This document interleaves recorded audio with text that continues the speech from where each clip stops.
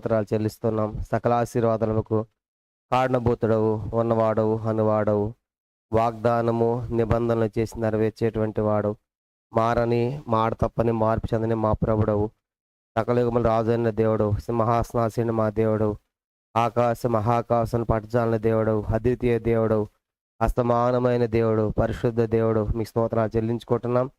ఈ సమయంలో తండ్రి, మరి వారం వెంబడి వార కార్యక్రమంగా మీరు మాకు ఇస్తున్నటువంటి ఈ బైబిల్ స్టడీ సమయాన్ని బట్టి మీ స్తోత్రాలు. ఈ దినం కూడా విశేషంగా నీ యొక్క వాక్యం ద్వారా మీరే మాతో మాట్లాడండి. దాసి కన్నులు యజమానురాలి చేతట్టును, దాసుని కన్నులు యజమానుని తట్టు చూసినట్లుగా మనల్ని కరుణించే వరకు మన కన్నులు మన దేవుడైన యెహోవా తట్టు చూస్తున్నామని రాయబడిన రీతిగా మీ వైపు చూస్తున్నాం. మీరు ఏమైనా అనుగ్రహిస్తే తప్ప ఏమీ పొందలేని నిష్ప్రయోజకులము. వాటికి మీ యొక్క ఆత్మధార నడిపించండి, సహాయపడండి తండ్రి. కొంత ఆలస్యం కూడా ఎందుకు క్షమించు, కనికరించు, క్షేమంగా తెచ్చినందుకు నేను శుతిస్తూ గణపరుస్తూ మిగతా సమయం కూడా దీవెనకరంగా చేయమని, ఆశగల ప్రాణి తృప్తిపరచండి, ఆకలి ఉన్న వారిని మేళతో నింపి నడిపించమని యేసు ప్రభు నామమున ప్రార్థించి వేడుకొనిచున్నాము తండ్రి, ఆమేన్.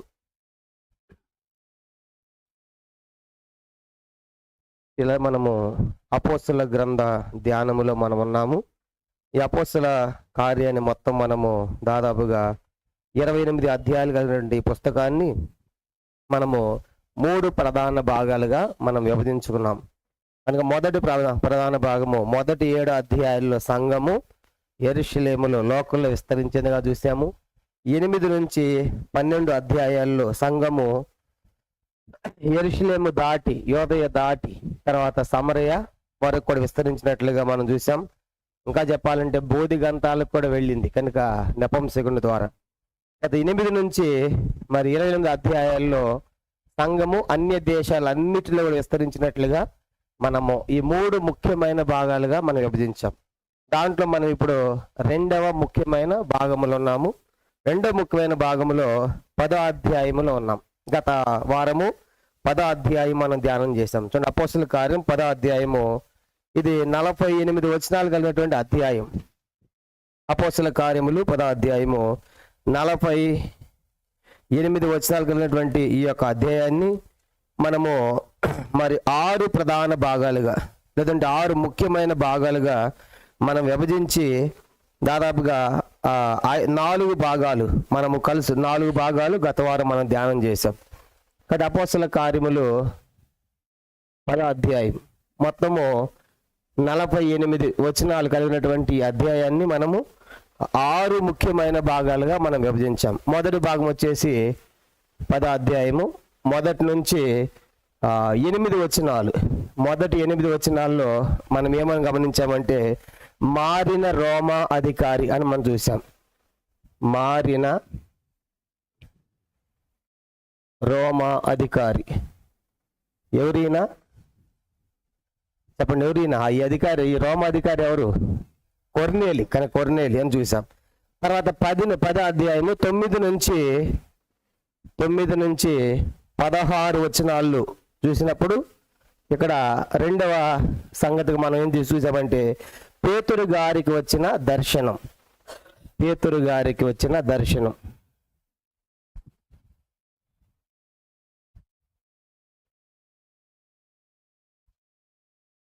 ఇది 2వ సంగతిగా ఈ అధ్యాయంలో మనం చూసాం. ఈ అధ్యాయంలో 3వ సంగతి ఇదే 10వ అధ్యాయము 17వ వచనం నుండి 23వ వచనం వరకు మనం గమనించామంటే పేతురు కైసరయకు వెళ్ళుట అని మనం చూసాం.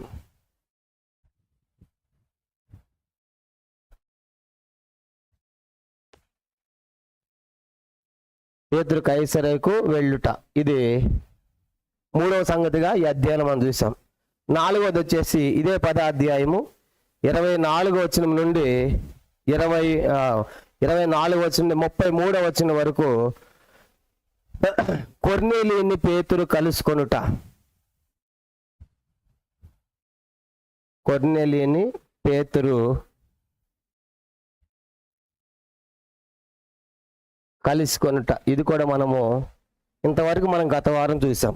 ఈరోజు ఇదే దీని కొనసాగింపుగా ఇదే 10వ అధ్యాయము 34వ వచనం నుండి 43వ వచనం వరకు ఇది 5వ భాగము, 6వది వచ్చేసి ఇదే 10వ అధ్యాయము 43 నుంచి 48 వచనాలు ఈరోజు మనము చూడబోతున్నాం.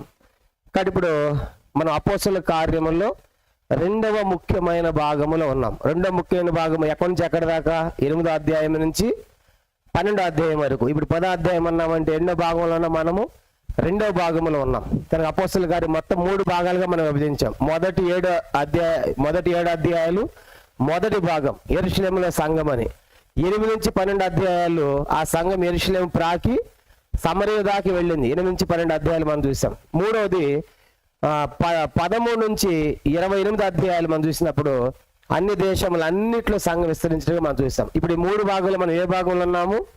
2వ భాగంలో ఉన్నాం. 2వ భాగంలో ఏ అధ్యాయంలో ఉన్నామంటే 10వ అధ్యాయంలో ఉన్నాం. ఈ 10వ అధ్యాయం మొత్తము 48 వచనాలు కలిగినటువంటి 10వ అధ్యాయాన్ని మనము 6 ముఖ్యమైన భాగాలుగా మనం విభజించుకున్నాం. దాంట్లో మొదటి 8 వచనాల్లో గత వారం చూసాం. కొర్నేలి ఎంతో భక్తిపరుడు, దాన ధర్మాలు చేసిన వాడు, దేవునికి భయపడినవాడు, ఇలాగ ఎన్నో కార్యాలు చేస్తూ వచ్చినప్పుడు అతను ఒక దర్శనం వచ్చింది. దర్శనం వచ్చి నువ్వు పేతురు గారిని పిలిపించుకో, అతనికి అనేకమైన సంగతులు బోధిస్తాడని చెప్పినప్పుడు ఆ రీతిగా మరి కొర్నేలిలో మార్పు వచ్చింది. వాస్తవానికి కొర్నేలి అన్యుడు. చెప్పడం కొర్నేలి ఎవరు? అన్యుడు. కనుక అన్యుడే కానీ యోధా మతాన్ని స్వీకరించాడు. అంత మాత్రమే కాదు, రోమా గవర్నమెంట్లో అతడు ఒక పెద్ద అధికారిగా మనం చూస్తాం. కనుక కొర్నేలి కనుక శతాధిపతి అంటే 100 మంది మీద అధికారం కలిగిన వాడు. కనుక అంత గొప్ప స్థానం ఉంది. అన్యుడు కానీ యోధా మతాన్ని స్వీకరించాడు. దేవుడు తన కార్యాలు నెరవేర్చుకోవడం కోసము ఎలాంటి వ్యక్తులను పట్టుకుంటున్నాడో మనం చూస్తా ఉన్నాం. కాబట్టి దీనికంటే 8వ అధ్యాయంలో ఎవరిని పట్టుకున్నాడు? నపుంసకుణ్ణి. ఒక్క నపుంసకుని పట్టుకుంటే సువార్త ఏ ఖండం దాకా వెళ్ళింది? ఆఫ్రికా ఖండం దాకా. చూసారా? కనుక ఒక్కడే అనుకుంటాం, ఒక్కరు సువార్త ఏముంది అనుకుంటాం. ఒక్కడిలోనే దేవుడు దేశాన్ని ఖండాన్ని కదిలించగలడు. కాబట్టి అందుకే మనము సువార్త ఒక్కరికి కూడా చెప్పాలి. కనుక మీటింగ్ ఒక్కరు కూడా పెట్టాలి కొన్నిసార్లు. కానీ బోధకులు ఎట్లా ఉండదు అనుకోండి, బోధకులకి చాలా మందికి గుంపు ఎక్కువ ఉన్నారనుకోండి, వర్తమానం బాగా వచ్చింది. జనం తక్కువ ఉంటే అది ఎవరు లేరు కానీ డీలా అయిపోయి వచ్చిందంతా కూడా చెప్పలేరు అన్నమాట. ఇప్పుడు మనం నేర్చుకోవాల్సిన సత్యం ఏంటంటే బోధకులైనా సువార్తికులైనా ఒకళ్ళు ఉన్నా అదే సువార్త చెప్పాలి, 100 మంది ఉన్నా కూడా అదే చెప్పాలి. కాబట్టి ఒక్కడి ద్వారా అక్కడి దాకా సువార్త వెళ్ళింది. అది ఇప్పుడు కొర్నేలి ఎందుకు పట్టుకున్నాడు దేవుడు? కొర్నేలి అంటే ఈ కొర్నేలి కూడా చిన్నవాడేం కాదు. కనుక మనలాంటి సామాన్య వ్యక్తి కాదు. ఇతడు రోమా గవర్నమెంట్ లో ఒక ఆఫీసర్, ఒక అధికారి. అలాగే ట్రాన్స్ఫర్లు ఉంటాయి. ఇతడు ప్రస్తుతం ఎక్కడ పనిచేస్తున్నాడంటే కైసరేలో అని చెప్పా. ఎక్కడ పనిచేస్తున్నాడు? కైసరేలో. కనుక కైసరేలో పనిచేసినటువంటి ఈ ఆఫీసర్స్ కి ఖచ్చితంగా ఎవరిని కలుసుకునే అవకాశం వస్తుంది? రోమా ఈ యొక్క కొర్నేలి కైసర్ కనుక చక్రవర్తిని కలుసుకునే అవకాశం వస్తుంది. కంపల్సరీ వీళ్ళు డిపార్ట్మెంట్ ఉన్నారు కాబట్టి వాళ్ళు ఖచ్చితంగా కలుస్తారు. అంటే ఇతను కైసర్ నుంచి వాళ్ళ ప్రధాన మరి ఆ యొక్క రాజధాని ఏమని చెప్పొచ్చు అంటే రోమా. కనుక రోము కాబట్టి వీళ్ళు కైసర్ నుండి కూడా రోమ్ వెళ్ళి వస్తూ ఉంటారు. అంటే సువార్త ఇప్పుడు ఈ ఒక్కడే మారితే ఈ ఒక్కడు ఎక్కడి దాకా సువార్త తీసుకెళ్ళగలడు? రోము దాకా తీసుకెళ్ళగలడు. చూసారా దేవుని కార్యాలు ఎలా ఉన్నాయో మనం చూస్తాం. కనుక ఇవన్నీ కూడా మనుషులు జరిగించట్లా, దేవుడే తన కార్యాలు జరిగించుకుంటున్నాడు. కాబట్టి అందుకే ఇతను పట్టుకున్నాడు. ఇప్పుడు ఇతను మారిన తర్వాత దేవుడు దర్శనం వచ్చింది. పేతురు గారిని పిలవమంటే పేతురు గారు అప్పుడు ఎక్కడున్నాడు మనం చూపించాం. గత వారం కూడా మనం మ్యాప్లో చూసాం. కనుక ఆ చివరి మ్యాప్లో మనం చూసినప్పుడు కొత్త నిబంధన కాల పాలస్తీనాలో ఇక్కడ యెరూషలేము ఉంది, ఇది కైసరే. కాబట్టి ఇక్కడ కైసరే ఉన్నప్పుడు అతను దర్శనం వచ్చి ఎవరిని పిలవమన్నాడు? పేతురు. కనుక పేతురు అప్పుడు యెరూషలేము నుంచి లొద్ద వస్తాడు, ఎప్పుడే వస్తాడు, కైసరు కూడా వస్తాడు. అది ఇప్పుడు కైసరు వచ్చాడు. కనుక 2వ భాగంలో పేతురు గారికి దర్శనం వచ్చింది. ఆ దర్శనం ఏంటంటే నిషిద్ధమైనవి చంపుకొని దేవుడు తినమంటా ఉంటే అప్పుడు పేతురు ఏమంటాడు? ప్రభు నేను నిషిద్ధం ఎప్పుడు కూడా తినలేదు. అంటే దేవుడు పవిత్రం చేసినవాడు నువ్వెందుకు నిర్దోషమైనగా ఎంచుతున్నావు అని ముమ్మారు కూడా ఆ దర్శనం వచ్చింది. అలా జరిగింది. తర్వాత ఆ దుప్పటి ఎత్తబడింది, ఆ దర్శనం పోయింది. తర్వాత పేతురు గారికి దర్శనం గురించి అర్థం కావడం లేదు. ఏంటి దర్శనం ఆలోచిస్తున్నప్పుడు దేవుడు 3 మనుషులు పంపిస్తున్నాడు. ఎవరి ద్వారా? కొర్నేలి ద్వారా. మీరు పోయి ఎవరిని తీసుకొని రండి? పేతురు గారిని తీసుకొని రండి అని పంపించాడు. ఈ మనుషులు పోయి సరిగ్గా పేతురు వాళ్ళ ఇంటి దగ్గరికి వెళ్ళి నిలబడినప్పుడు, అయ్యా నీకోసం వచ్చిన 3 మనుషులము మేమే అని చెప్పి వాళ్ళు చెప్పిన తర్వాత పేతురు కూడా దూత చెప్తుంది, నీకోసం 3 మనుషులు బయట వచ్చున్నారు, వాళ్ళ లోపల స్వీకరించన్నప్పుడు వాళ్ళ లోపల స్వీకరించడము, వాళ్ళకి ఆతిథ్యం చేయడము. పేతురు గారి తర్వాత మీరు ఎందుకు వచ్చారంటే, నువ్వు అర్జెంటుగా ఎక్కడ రావాలి, కైసర్ రావాలి. ఎవరు తీసుకురామన్నారు, కొర్నేలి గారు అని చెప్పిన తర్వాత పేతురు గారు ఏం చేస్తారంటే 3వ భాగంలో పేతురు కైసరేయుకు వెళ్ళాడు. ఆ మర్నాడు బయలుదేరారు. ఆ వచ్చిన మనుషులు పేతురు గారు ఇప్పుడు అందరూ కూడా ఎక్కడి నుంచి బయలుదేరుతున్నారు, వాళ్ళు లుద్దాలో ఉన్నారు. కనుక చెప్పండి ఎక్కడంటే అది వాళ్ళు ఉంది. అంతకుముందే 9వ అధ్యాయంలో మనం చూసాం. కనుక యొప్పేలో ఉన్నారు. యొప్పేలో తబితాను బాగు చేసి అక్కడ ఉన్నారు. ఇప్పుడు యొప్పే నుంచి ఎక్కడ పోతున్నారు, వాళ్ళు కైసరుకు వస్తున్నారు, కైసరుకి. కాబట్టి మొట్టమొదటి యెరూషలేము నుంచి లుద్దా వచ్చాడు, లుద్దా నుంచి యొప్పేకి వచ్చాడు, యొప్పే నుంచి ఆడబోతున్నాడు, ఇప్పుడు కైసరుకు వచ్చారు. కాబట్టి ఇప్పుడు పేతురు గారు కైసరుకు వచ్చాడు. పేతురు గారు వచ్చిన తర్వాత నెక్స్ట్ 4వ భాగంగా మనం గత వారం చూసాము, కొర్నేలి గారు పేతురు ఇద్దరు కూడా కలుసుకున్నప్పుడు వాళ్ళు చాలా సంతోషించినట్లుగా మనం చూసాం. 10వ అధ్యాయము ఇప్పుడు దాని కొనసాగింపు. ఇప్పుడు నేను చెప్పిందంతా కూడా గత వారం చెప్పింది కనుక ఇప్పుడు దాని కంటిన్యూషన్ మనం వెళ్తున్నాం. 10వ అధ్యాయము చూడండి, అపోస్తలుల కార్యం 10వ అధ్యాయం 33వ వచనం వరకు మనం ముగించాం. చూడండి 33లో ఒక మాట చదువుదాం. 33వ వచనం, వెంటనే నిన్ను పిలిపించేది నీవు వచ్చినది మంచిది, ప్రభు నీకు ఆజ్ఞాపించినవన్నీ వినుటగా ఇప్పుడు మేమందరము నీ ఎదుట ఇక్కడ కూడి ఉన్నామని చెప్పాను. అందుకు పేతురు నోరు తెరచి ఇట్లా మనం గమనించామంటే ఈ సంగతి మనకి ఏమర్థమవుతుందంటే, ఇప్పుడు పేతురు గారు రాగానే కొర్నేలు ఏమంటున్నాడు, నువ్వు వచ్చినది మంచిది. కాబట్టి ఎందుకు, పేతురు గారు అపోస్తలుడు, దైవజనుడు, కాబట్టి నువ్వు వచ్చింది మా దగ్గరికి ఎంతో మంచిది. అంటే ఇప్పుడు దైవజనుడు ఉంటే ఎన్నో ఆత్మీయమైన సంగతులు కొర్నేలి గారు నేర్చుకోవచ్చు. కాబట్టి ఎన్నో సంగతులు అంటున్నాడు, నువ్వు వచ్చింది చాలా మంచిది, దైవజనులు స్వీకరించేది, వాళ్ళు చేర్చుకునేది చాలా గొప్ప ఆధిక్యత, ఎంతో మంచి పని. అందుకే అంటాడు, నువ్వు వచ్చింది మాకు చాలా సంతోషం, చాలా మంచిదంటే నీ ద్వారా ఎన్నో సంగతులు మేము నేర్చుకోవాలని, దేవునికి ఆజ్ఞాపించినవన్నీ కూడా మేము వినాలని ఇక్కడ మేము కూడి ఉన్నామని చెప్పేసి సంతోషిస్తూ ఉన్నాడు. అలాగా పేతురు గారు కొర్నేలి గారు కలుసుకున్నారు. కానీ ఇప్పుడు పేతురు యొప్పే నుంచి అడగొచ్చాడు, కైసరికి వచ్చి కైసరిలో కొర్నేలి గారి ఇంటిలో ఉన్నారు. ఇప్పుడు కొర్నేలి గారు ఏం చేశాడు, ఈయన వచ్చే లోపల బంధువులను, స్నేహితులను, ముఖ్యమైన వారందరూ కూడా గ్యాదర్ చేసి ఇంట్లో రెడీగా పెట్టాడు. చూడండి ఆ పై వచనం కూడా వాళ్ళంతా రెడీగా ఉన్నారు. 24వ వచనం 10:24 మరునాడు వారు కైసరులో ప్రవేశించి అప్పుడు కొర్నేలి తన బంధువులను, ముఖ్య స్నేహితులను పిలిపించి వారి కొరకు కనిపెట్టుకొని ఉండెను. కానీ కొర్నేలి గారి ఇంట్లో కొర్నేలి గారు ఒక్కడే లేడు. ఎవరంట, బంధువులు, ముఖ్య స్నేహితులు, ఇంటి వారందరూ కూడా కూర్చోబెట్టాడు. వాళ్ళందరికీ ఏం వినిపించాలని, సువార్త వినిపించాలి, దేవుని మాటలు వినిపించాలి. ఇది చూసాడు మనకేం అర్థమవుతుందంటే, మనం కూడా ఏం చేయాలంటే కొన్నిసార్లు మనం చెప్పలేకపోతే చెప్పేవారిని పిలిపించాలి. కనుక కొన్నిసార్లు చూడండి, ఇంట్లో పిల్లలు మన మాట వింటలేదు అనుకోండి, వీరు ఎవరికి భయపడతారో ఆలోచిస్తారు. ఆంటీ చెప్తే బాగుంటుంది, అంకుల్ చెప్తే బాగుండని మీరు చెప్పండి అన్న కొంచెం మా వాడికి అంటారు. అప్పుడు ఇంట్లో తల్లిదండ్రులకి వీరు భయపడరు కానీ వినరు, కానీ వాళ్ళు చెప్తే వింటారు. అలాగే మనం కూడా కొన్నిసార్లు దేవుని యొక్క కార్యాలు, దేవుని యొక్క సువార్త మనం చెప్పలేకపోయినా ఏం చేయాలి చెప్పండి, ఇతరులు అందరిని పిలిపించి, మన ఇంటి వారిని పిలిపించి వాళ్ళందరూ కూడా సువార్త ప్రకటింపు చేయాలి. అంటే కొర్నేలి గారి విషయం మనం చూసినప్పుడు తను ఎంత బాధ్యతగా ఉన్నాడు. తన కుటుంబం అంతా, తన బంధువులందరూ రక్షణ పొందాలి, కనుక దేవుని నమ్మాలని చెప్పేసి వాళ్ళందరూ పిలిచి ప్రత్యేకంగా ఆ ఇంట్లో వారి కొరకే మీటింగ్గా మనం చూస్తాం. కానీ ఇలాంటి మీటింగ్ ఎప్పుడైనా పెట్టాము మనము, కనుక పెట్టాలి. కనుక బంధువులందరూ పిలిచి వాళ్ళకు కూడా కొన్నిసార్లు చెప్పాలి. కనుక కొన్నిసార్లు మనం ఎప్పుడు పిలుస్తానే బంధువులందరూ కూడా ఏదో పెళ్ళప్పుడు లేకుంటే ఫంక్షన్ ఎప్పుడో పిలుస్తాం, అన్న మా వాళ్ళందరూ వచ్చారు సువార్త చెప్పని, అప్పుడు ఆ ఊడు సువార్త వేయండు. ఎందుకు, ఆ భోజనాలు, ఆ ఫంక్షన్, ఆ పెళ్లి హడావులు ఆటలోనే ఉంటారు. నువ్వు మనం చెప్పిందంతా ఓడిపోతుంది. ఇప్పుడు కొర్నేలి లాగా ఏం చేయాలి, మనం ప్రత్యేకంగా స్పెషల్గా పెట్టాలి, స్పెషల్గా పెట్టి వాళ్ళందరినీ గ్యాదర్ చేసి వాళ్ళకి వినిపించాలి. అప్పుడు ఈ పెళ్లి ఆటలు నిమగ్నమే కార్యక్రమాలు ఏమి ఉండవు కాబట్టి ఖచ్చితంగా వారు వింటారు. కానీ కొర్నేలి ఇప్పుడు అదే పని చేశాడు. కనుక ఇప్పుడు కొర్నేలి ఇంట్లో ఏ కార్యక్రమం లేదు, కనుక ఆ పెళ్ళి లేకుండా ఎక్సెట్రా ఎలాంటి మీటింగ్స్ ఏమీ లేవు. ఇప్పుడు ఏం మీటింగ్ అంటే ఇది ప్యూర్ గాస్పల్ మీటింగ్. చెప్పండి, ఏ మీటింగ్ అంట, ప్యూర్ గాస్పల్. ఎవరికి, కొర్నేలి సంబంధించిన వాళ్ళందరికీ కూడా. కనుక మనము ఏదైనా సందర్భాన్ని పురస్కరించుకొని పెడతాం. నేను చెప్పేది ఏంటంటే పెట్టద్దని అంటలేదు, తప్పని కాదు. కానీ పెళ్ళప్పుడు పిలిచామనుకోండి, పెళ్ళప్పుడు ఎవరుంటారు? అక్క జుట్టు సరిగా లేదు, చీర సరిగా లేదు, ఇవే సరిపోతాయి అన్నమాట. పెళ్ళి అయిందాక నీ సువార్త వింటే ఒట్టు. ఇంకా ఫంక్షన్లు పెట్టామంటే కనుక మాట వింటే ఒట్టు.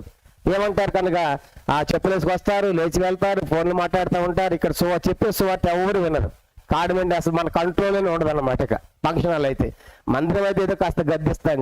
కానీ చెప్పే సంగతి ఏంటంటే మనం కూడా కొన్నిలాగా ప్యూర్ గాస్పల్ మనం పెట్టాలి. కనుక మన బంధువులు కూడా అనే విషయం కూడా మనము తెలుసుకుంటున్నాం. తర్వాత దైవజనులు మన మధ్య ఉండేది కూడా ఎంతో మంచిది, అనేకమైన సత్యాలు బోధిస్తారు. కాబట్టి కొన్నేళ్ళు పేతురు రాగానే చాలా సంతోషించి వచ్చింది చాలా మంచిది అన్నాడు. ఇప్పుడు 34వ వచనం నుండి 43వ వచనం వరకు ఏం జరిగిందో మనం చూడబోతున్నాం. చూడండి 34వ వచనం, అపోస్తలుల కార్యం 10:34.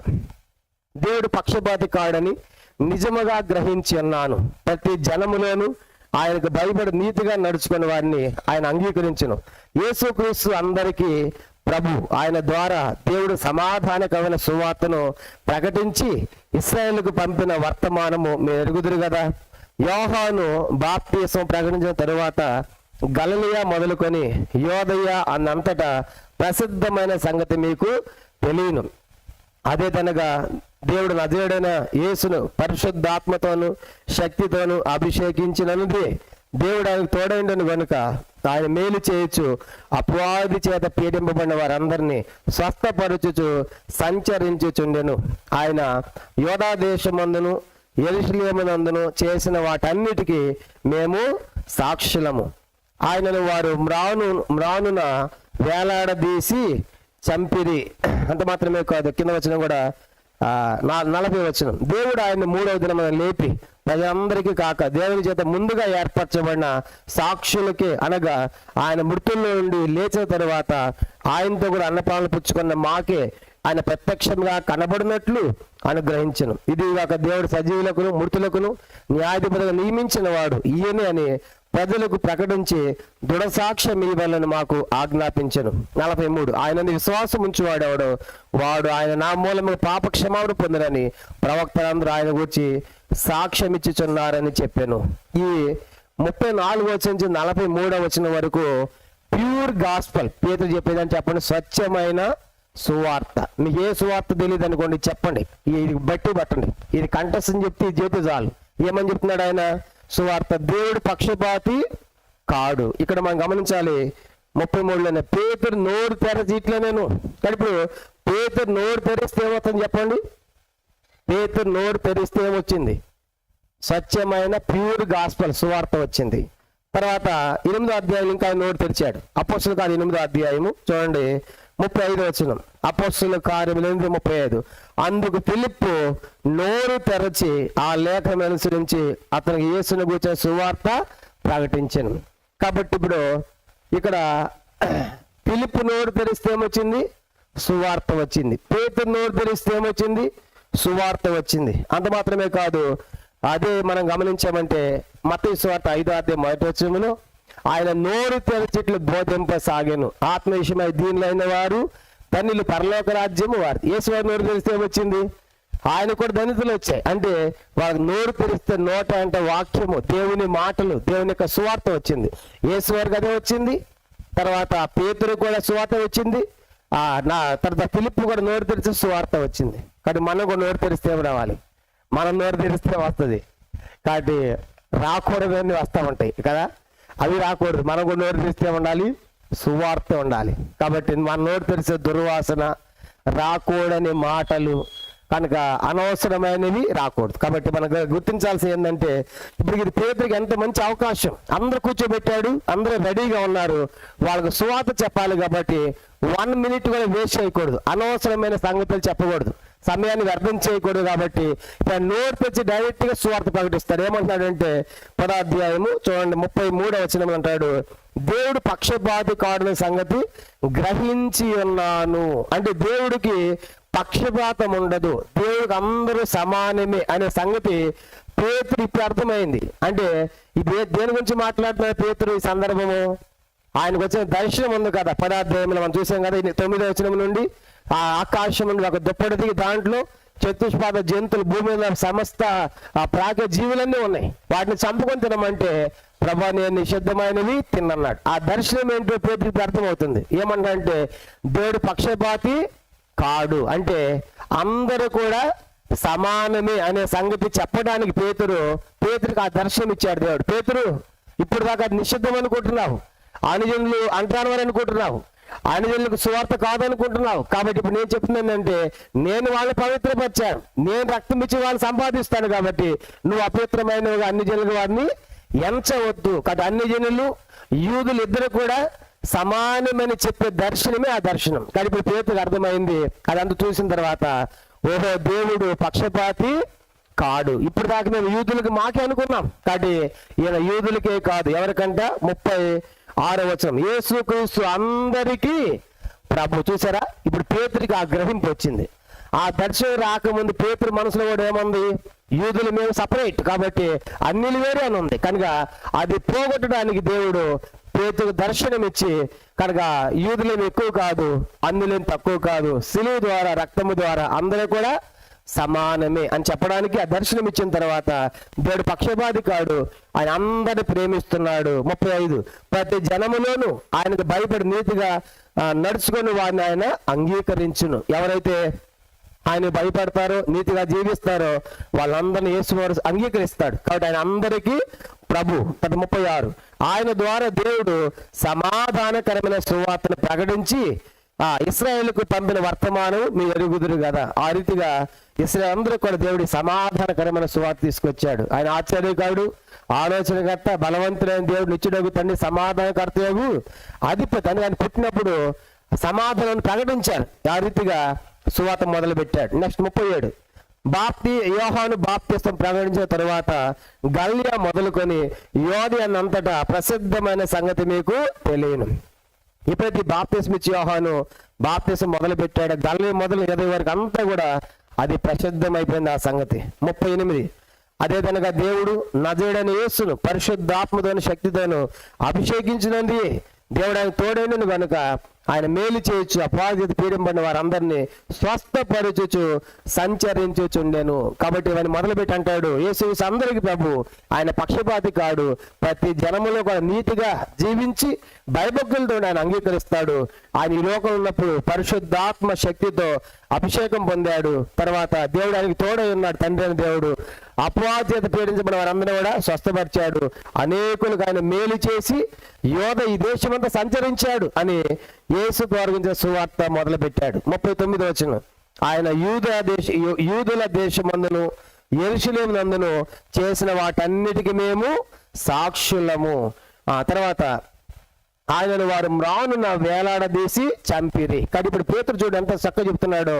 మా యేసుని చూసిన సిలువేసేసి ఆయన ఈ దేశమంతా తిరిగాడు. ఆయన కాబట్టి తిరిగాడు, ఎంతో మందిని స్వస్థపరిచాడు, అపవాది పీడించబడిన బాగు చేశాడు. కనుక ఆ రీతిగా ఆయన అందరికీ ప్రభు, ఆయన పక్షపాతి కాడు.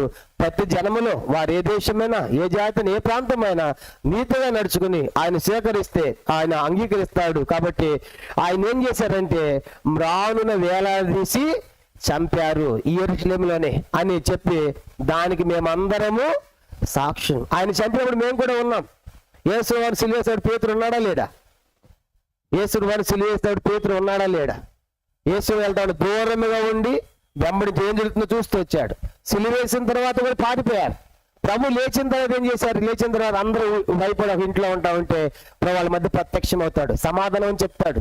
లేచిన తర్వాత 40 దినాలు శిష్యులతో కూడా ఉన్నాడు. అదే చెప్తున్నాడు. కానీ ఆయన మాన్ని వేలాడి చంపారు, అప్పుడు మేము ఉన్నాము, తర్వాత దానికి మేమందరం కూడా సాక్షులు. అంటే యేసు వారు సిలువ మ్రాను మీద వేలాడదీయబడి చనిపోయి సమాధి చేయబడి 3వ తిరిగి లేచాడు, మేము దానికి సాక్షులు, మీరు కూడా నమ్మండి అని వాళ్ళకి చెప్తున్నాడు. నెక్స్ట్ తర్వాత 40వ వచనం, దేవుడు ఆయనను 3వ దినమున లేపి ప్రజలందరికీ కాక దేవుని చేత ముందుగా ఏర్పరచబడిన సాక్షులకి, అనగా మృతుల్లో నుండి లేచిన తర్వాత ఆయనతో కూడా అన్నపాలు పుచ్చుకున్న మాకే ఆయన ప్రత్యక్షంగా కనబడినట్లు అనుగ్రహించాను. ఆయన చంపడమే కాదు, సమాధి చేయడమే కాదు, 3వ తిరిగి లేచాడు.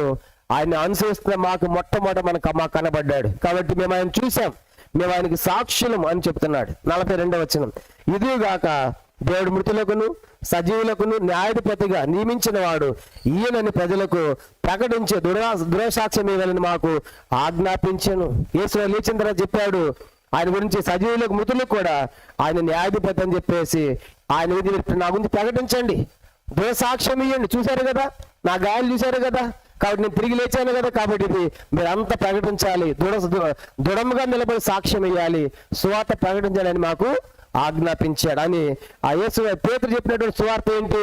దేవుడు పక్షపాతి కాడు, ఆయన అందరికీ ప్రభు, అందరిని ఆయన ప్రేమిస్తున్నాడు.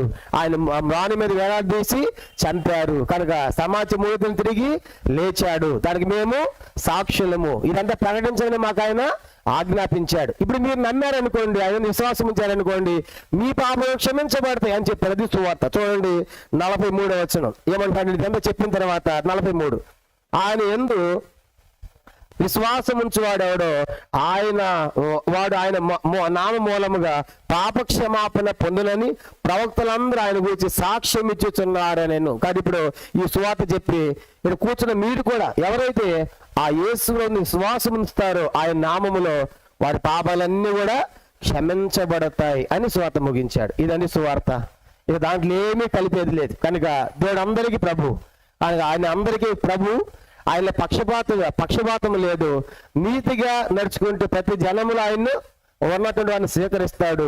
ఆయన వాని మీద వేలాడేసేది వాస్తవము, చనిపోయింది వాస్తవము, సమాధి చేయబడింది వాస్తవము, లేచింది వాస్తవము, దాన్ని మేము చూసాము, మేమందరం దానికి సాక్షులము అని చెప్పి అంత మాత్రం మొట్టమొదటి మాకే కనబడ్డాడు, మేము లేచినది కూడా మేము చూసాం, కానీ దీని గురించి దృఢంగా సాక్ష్యం ఏమని చెప్పాడు. కాబట్టి సజీవులకు మృతులకు ఆయన దేవుడు అని చెప్పేసి ఇవన్నీ ప్రకటించి ఈయన కూర్చున్నటువంటి వారిలో మీరు ఎవరైనా సరే మీరు కూడా ఆయన నామమందు విశ్వాసం ఉంచారనుకోండి, మీ పాపాలు కూడా క్షమించబడతాయి అని చక్కని స్పష్టమైన సువార్త ప్రకటించారు. కాబట్టి ఇప్పుడు 34 నుంచి 43 వచనాలు మనం ఏం రాసుకోవాలంటే, అన్యజనులకు సువార్త ప్రకటించబడుట, అన్యజనులకు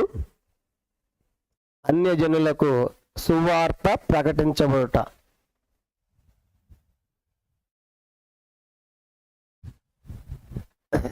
ఈ రీతిగా చక్కని సువార్త, ప్యూర్ గాస్పెల్. కనుక పేతురు కొర్నేలి ఇంట్లో, కొర్నేలి ప్లస్ వచ్చిన బంధువులందరూ కూడా ఈ సువార్త ప్రకటించాడు.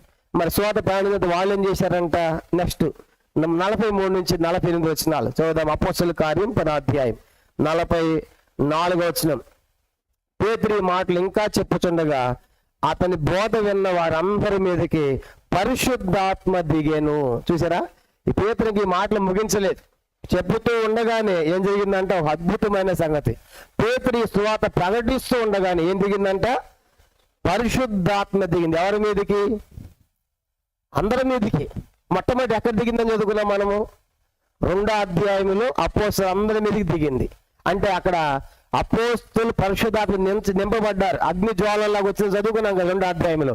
అది మొదటిసారి దిగింది. అంటే ఆ పరిశుద్ధాత్మ ద్వారా పవర్ఫుల్ కార్యాలు, అద్భుతమైన కార్యాలు వాళ్ళు చేశారు. రెండోసారి ఎక్కడ దిగిందని చూసుకున్నాం. ఎక్కడ దిగిందని చెప్పాము? 8వ అధ్యాయం. చూడు ఒకసారి అక్కడికి వెళ్ళొద్దాం. రెండోసారి పరిశుద్ధాత్మ ద్వారా ఎక్కడ దిగాడు? 2వ అధ్యాయం 8వ అధ్యాయము అపోస్తలుల కార్యములు 8వ అధ్యాయం మనం గమనించామంటే 17వ వచనం, 8:17. అప్పుడు పేతురును యోహాను వారి మీద చేతులుంచగా వారు పరిశుద్ధాత్మను పొందిరి. ఇది ఎక్కడ జరిగింది? సమరయులు. చెప్పండి, ఎక్కడ ఇదంతా? సమరయులు. అంటే సమరయ వారు అంటరాని వారేమీ కాదు, వాళ్ళు కూడా యూదులతో సమానమని చెప్పడం. కానీ ఇప్పుడు సమరయ్య పిలిపి వెళ్ళాడు, సువార్త ప్రకటించాడు.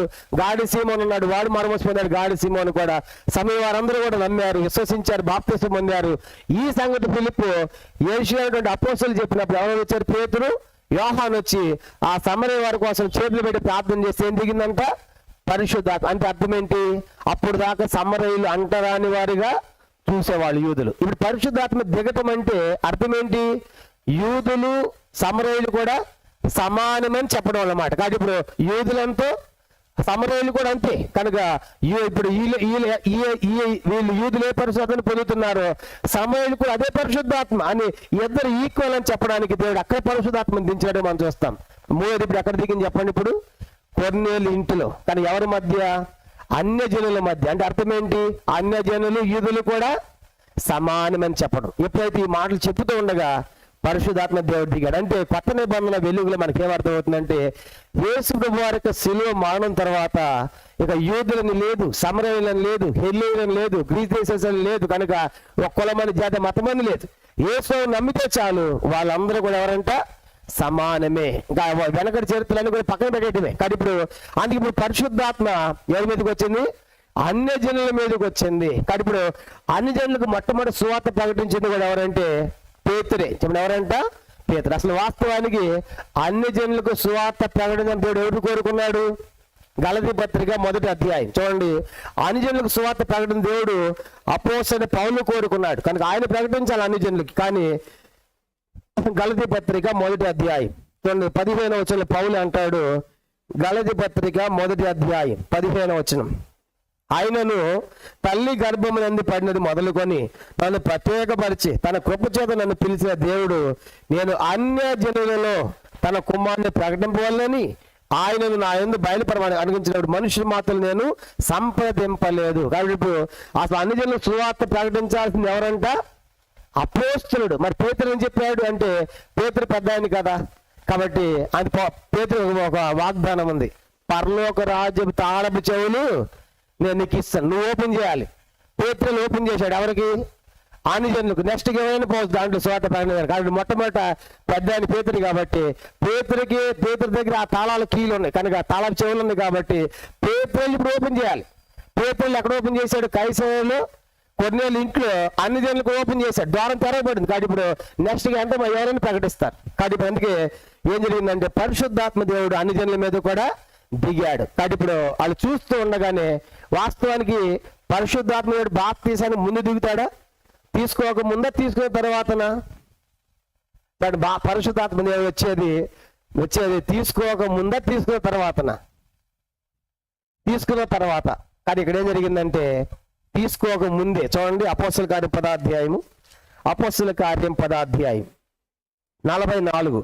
పేతురు ఈ మాటలు ఇంకా చెప్పుచుండగా అతని బోధ విన్న వారందరి మీదకి పరిశుద్ధాత్మ దిగేను. ఇంకా వాళ్ళు బాప్తిజం తీసుకోవాలి, అప్పటికి తర్వాత తీసుకున్నారు. కింద వచనాలు, సున్నతి పొందిన వారిలో పేతురుతో కూడా వచ్చిన విశ్వాసులందరూ పరిశుద్ధాత్మ వరమును అన్యజనుల మీద సైతము కుమ్మరింపబట్టు చూచి విభ్రాంతి నొందిరి. ఏలైనగా వారు భాషలతో మాట్లాడుచు దేవుణ్ణి గణపరచుచుండగా వినిరి. ఒట్టటి పరిశుద్ధాత్మ దేవుడు కాదు, ఇక్కడ ఏం వచ్చిందంటే వాళ్ళకి భాషలు కూడా వచ్చాయి. 2 అధ్యాయాలు కూడా వచ్చాయి. 2 అధ్యాయాలు కూడా వచ్చింది వాళ్ళకి భాషలు వచ్చాయి. వాళ్ళు యెరూషలేములో అంత యూదులు వచ్చారు, అన్ని రకాల యూదులు యెరూషలేము పస్కా పండుగ వచ్చారు కాబట్టి అక్కడ కూడా వాళ్ళు భాషలతో మాట్లాడారు. అక్కడ ఏ పరిశుద్ధాత్మ భాషలతో మాట్లాడిచ్చాడో ఇక్కడ కూడా అదే పరిశుద్ధ దేవుడు వీళ్ళు భాషలు మాట్లాడతారు. ఎవరు? అన్యజనులు. పేతురు వచ్చేటువంటి విశ్వాసం అందరూ కూడా ఈ సంగతి చూసినప్పుడు అమ్మా వీళ్ళు అన్యజనులు కూడా సమానమే అనే సంగతి వాళ్ళకి అర్థమవుతుంది. చూడండి నెక్స్ట్ విభ్రాంతి ఉన్నారంట, వారి భాషలతో దేవుని కనపరుస్తున్నారు. 47వ వచనం, అందుకు పేతురు మనవలే పరిశుద్ధాత్మను పొందిన వీరు బాప్తీసము పొందకుండా ఎవడైనా నీళ్ళకు ఆటనము కలగజేయడని చెప్పి యేసుక్రీస్తు నామమందు వారు బాప్తీసం పొందవాలని ఆజ్ఞాపించాను. తర్వాత కొన్ని దినములు తమ మధ్య ఉండమని వారు అతన్ని వేడుకొనిది. కానీ ఇప్పుడు జరిగిన సంగతి ఏంటంటే సువార్త ప్రకటించడం అయిపోయింది. సువార్త ప్రకటిస్తూ ఉండగానే పరిశుద్ధాత్మ దేవుడు దిగాడు. దిగిన తర్వాత వచ్చిన వాళ్ళందరూ చూసి ఆశ్చర్యపోయారు. అయ్యో అన్యజనులు కూడా సమానమేనా? సమానమే, అన్యజనులు సమానమే, సమరయులు సమానమే, యూదు అందరూ ఒకటని చేసి సంగతి గ్రహించారు. గ్రహించిన తర్వాత బాప్తీసం పరిశుద్ధాత్మను పొందారు. కాబట్టి ఇప్పుడు మీరేం పొందాలి? బాప్తీసం కూడా. మాకు పరిశుద్ధాత్ముడు గారు మేము బాప్తీసం పొందమంటే కుదరదు. కానీ ఇప్పుడు మనకేమో ఉల్టా, మనం మొట్టమొదట బాప్తీసం పొందిన తర్వాత అపోస్తలులు 2:38 పేతురు చెప్పాడు కదా, మీరు మారు మనసు పొంది పాప క్షమాపణ ప్రతివాడు యేసుక్రీస్తు బాప్తీసము పొందుడు, అప్పుడు మీరు పరిశుద్ధాత్మ వరమును పొందుడు. ఇప్పుడు మనం బాప్తీసం పొందిన తర్వాత పరిశుద్ధాత్మ వరాన్ని పొందాం. వీళ్ళ సంగతి ఏం జరిగిందంటే వీళ్ళ విషయంలో మొట్టమొదటి ఏం పొందారు? వీళ్ళు పరిశుద్ధాత్మ, తర్వాత ఏం పొందారు? బాప్తీసం. అంటే మనకి ఏం అర్థమవుతుందంటే మొత్తానికి టోటల్ గా మొట్టమొదటి పరిశుద్ధాత్మ దిగిన తర్వాత ఆ కార్యాలు చూసిన తర్వాత వాళ్ళందరూ బాప్తీసం పొందారు. కానీ ఇప్పుడు 43 నుంచి 48 వచనాలు ఏమని రాసుకోవాలంటే అన్యజనులు క్రీస్తును అంగీకరించుట. అన్యజనులు సువార్త విన్న తర్వాత అన్యజనులు క్రీస్తు లేదంటే ప్రభువును అంగీకరించుట.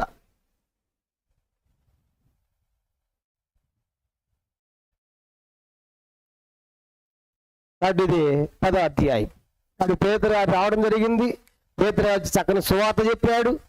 పేతురు గారి ఒక సువార్తకే ఇంట్లో ఉన్న వారందరూ మీరు గమనించంట పరిశుద్ధాత్మ దేవుడు దిగాడు. అన్ని జనులు కూడా సామాన్య సంగతి గుర్తించారు కనుక వాళ్ళు అంగీకరించారు, బాప్తిసం కూడా పొందారు. కాబట్టి ఇప్పుడు అన్ని జనులకు ద్వారము తెరవబడింది. కాబట్టి అన్ని జనులు కూడా ప్రవేశిస్తారు దీని లోపలికి. కారీతిగా బాప్తిసం పొందిన తర్వాత ఇదంతా ఎక్కడ జరిగింది? ఇదంతా జరిగింది ఎక్కడ? అది గుర్తుపెట్టుకోవాలి. కైసరేలు ఎవరింట్లో? కొర్నేలి ఇంట్లో. కానీ ఇప్పుడు సంఘం ఎక్కడ ప్రారంభమైంది? ఒక ఆఫీసర్ ఇంట్లో. చూసారా? కనుక కైసరేలో కొర్నేలి ఇంట్లో ఒక సంఘం ప్రారంభమైనట్టే. వాళ్ళు సువార్త చెప్పించి బాప్తిసం కూడా పొందారు. వాళ్ళని ఒకేసారి బాప్తిసం పొంది ఏమన్నారంటే కొంతకాలం మా యొద్ద ఉండు అని వేడుకున్నారు. చూడండి ఆ 10వ అధ్యాయం 48వ వచనం. యేసుక్రీస్తు నామమందు వారు బాప్తిసం పొందవాలని ఆజ్ఞాపించను. తరువాత కొన్ని దినములు తమ యొద్ద ఉండమని వారు అతన్ని వేడుకొనేది. కనుక ఎప్పుడైతే ఈ బాప్తిసం పొందారో వాళ్ళ లోపల సంతోషం వచ్చేసింది. పేతురు అయ్యా కొన్ని దినం మా మధ్య ఉండు, ఎందుకు మమ్మల్ని ఏం చేయాలి? బలపరచు, ఇంకా నీ మాటలు చెప్పు, దేని మాటలు ప్రకటించని చెప్పేసి అపోస్తలుడు కదా పేతురు, ధైర్యుడు కాబట్టి తమ మధ్య ఉండమని కోరుకున్నాడు. ఇక్కడ మనం గమనించాల్సిన సంగతి ఏంటంటే బాప్తిసం తప్పనిసరిగా తీసుకోవాలన్నది. మొట్టమొదటి పరిశుద్ధాత్మ దేవుడు దిగాడు కాబట్టి ఇంకేది దేవుడు మా మీద దిగాడు కాబట్టి మాకు బాప్తిసం వద్దడానికి కుదరదు. కనుక ఆ నియమాన్ని పాటించాల్సిందే. కనుక ముందు దిగిన పరిశుద్ధాత్మ దేవుడు మీరేం పొందాలి? బాప్తిసం పొందాలని చెప్పేసి బాప్తిసం ఇచ్చారు. పేతురు అందరూ కూడా బాప్తిసం ఇచ్చాడు. ఊహించండి ఎలా ఉంటుంది? పుట్టి సువార్త పిలిపించిందట, సువార్త చెప్పి దేవుడు పరిశుద్ధ మీద దిగి బాప్తిసం కూడా అయిపోయింది. వచ్చిన వాళ్ళందరూ సంతోషంగా మా మధ్య కొన్ని ఉండమని వేడుకున్నారు. ఇది 10వ అధ్యాయం ముగించాం. కానీ ఇది 10వ అధ్యాయంలో మొత్తము 6 భాగాలు మనం చూసాం. మొదటి 8 వచనాల్లో మారిన రోమ అధికారి కనుక ఎవరైనా కొర్నేలి. తర్వాత 9-16 వచనాల్లో పేతురు గారికి వచ్చిన దర్శనం. ఏంటి ఆ దర్శనము? అందరూ కూడా సమానమని చెప్పడానికి దేవుడు దర్శనం పంపించాడు. 3వది పేతురు గారు కైసరేకు వెళ్ళుట.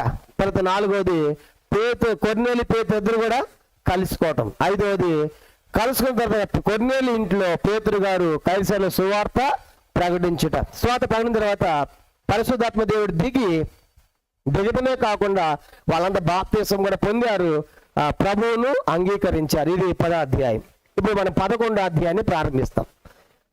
11వ అధ్యాయం అపోస్తల కార్యములు 11వ అధ్యాయము.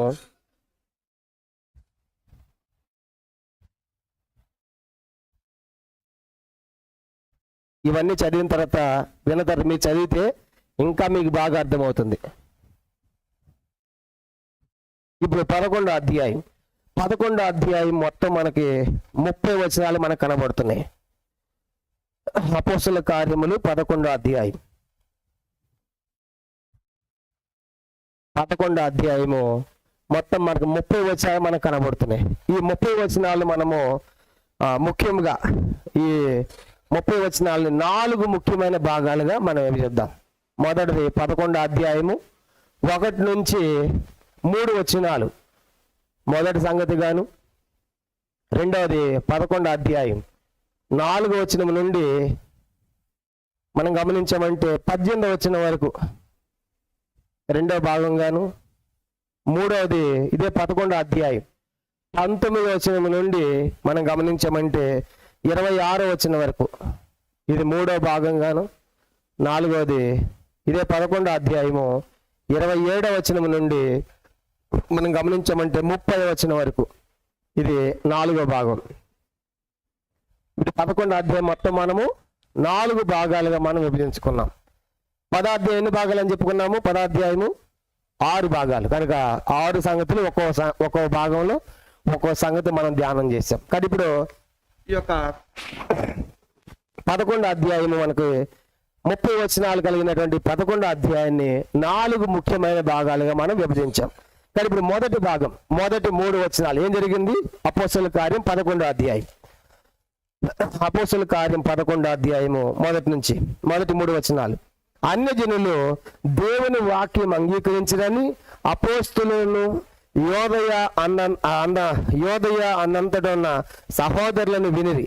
పేతురు యెరూషలేమునకు వచ్చినప్పుడు సున్నతి పొందినవారు నీవు సున్నతి పొందని వారి వద్దకు పోయి వారితో కూడా భోజనం చేసుకుని అతనితో వాదము పెట్టుకొనిరి. కాబట్టి ఇప్పుడు ఏం జరిగిందంటే పేతురు గారు కైసరుకు వెళ్ళాడు, స్వార్థ ప్రకటించాడు, కొన్ని ఇంట్లో వాళ్ళకి బాప్తిసం ఇచ్చాడు, పరిశుద్ధాత్మ దిగాడు, బాప్తిసం పొందారు. కొన్ని దినాలు వారి మధ్య ఉన్నాడు. ఎవరి మధ్య? అన్ని జనుల మధ్య. చెప్పండి ఎక్కడంట? అంజనుల మధ్య గడిపి ఇప్పుడు ఏం చేస్తున్నాడంటే ఎక్కడికి పోతున్నాడు? యెరూషలేముకి వెళ్తున్నాడు. చెప్పండి ఎక్కడ వెళ్తున్నాడు? యెరూషలేం. ఆ దినాల్లో వాళ్ళ కేంద్రం ఏంటి? యెరూషలేం. మనకి ఎట్లా ఫిబ్రవరిలో అన్ని సంఘాలకి కనుక మొదటి ప్రారంభ సంఘం ఏది? యెరూషలేమే. అపోస్తలులు ఎక్కడ ఉంటారు? అక్కడే ఉంటారు. ముఖ్యమైన సందర్భాలు వచ్చినప్పుడు ఆయా ప్రాంతాలకు వెళ్ళి వస్తూ ఉంటారు. కనుక సమరయ వచ్చారు, బాప్తిసం ఇచ్చి వెళ్ళారు. అట్లాగా అవసరాన్ని బట్టి వచ్చి వెళ్తూ ఉంటారు. ఇప్పుడు పేతురు కూడా యెరూషలేం నుండి వచ్చాడు. యెరూషలేం వచ్చి ఆడికి వచ్చాడని చదువుకున్న మనము లుద్ద, తర్వాత యొప్పే, ఇంకా ఆ ప్రాంతాలన్నీ కలుసుకుంటా కైసరు వచ్చాడు. కైసరుకు వచ్చి ఇప్పుడు కైసరు దేవుని కార్యం జరిగిపోయింది, సంఘం ఏర్పడింది. కొన్నేళ్ళ ఇంట్లో తిరిగి ఎక్కడ పోతున్నాడంటే ఆయన యెరూషలేం పోతున్నాడు. హెడ్ క్వార్టర్ అన్నమాట యెరూషలేం వాళ్ళకి.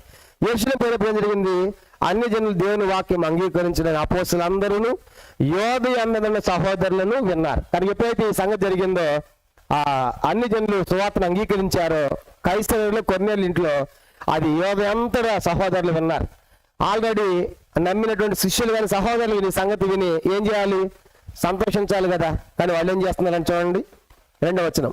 పేతురు యెరూషలేముకు వచ్చినప్పుడు సున్నతి పొందిన వారు నీవు సున్నతి పొందని వారి వద్దకు పోయి వారితో కూడా బోధన చేసిన అతని వాదము పెట్టుకొనిరి.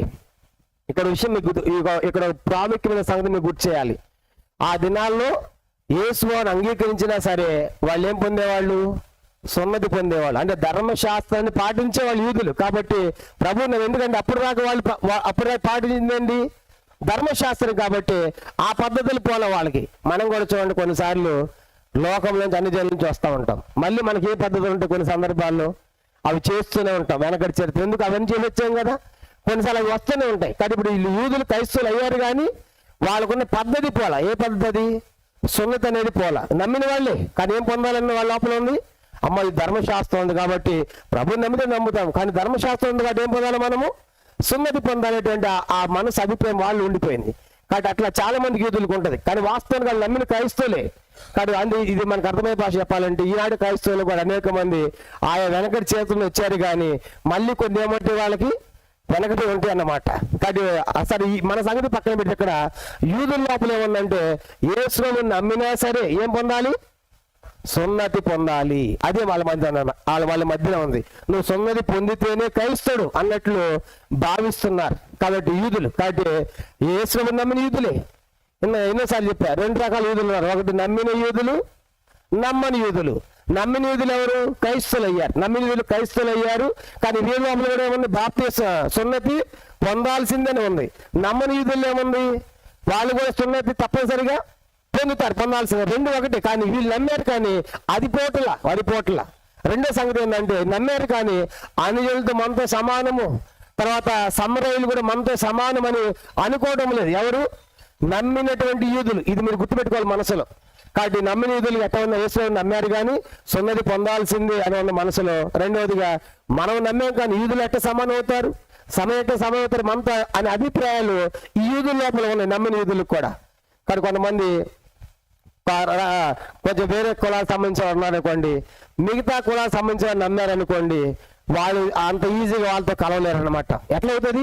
మన హైయెస్ట్ కదా, వాళ్ళు లోయెస్ట్ కదా, కాబట్టి వాళ్ళతో మనం ఎట్లా కూర్చుంటాం, చాలా కష్టం అంటాడు అని అంతగా కలిసిపోలేరు. ఒక సేవకుడు చెప్పాడు, ఒక స్థలానికి ఆయన ట్రాన్స్ఫర్ చేశారంట. ట్రాన్స్ఫర్ చేస్తే బల్లబరుస్తూ ఉన్నారు.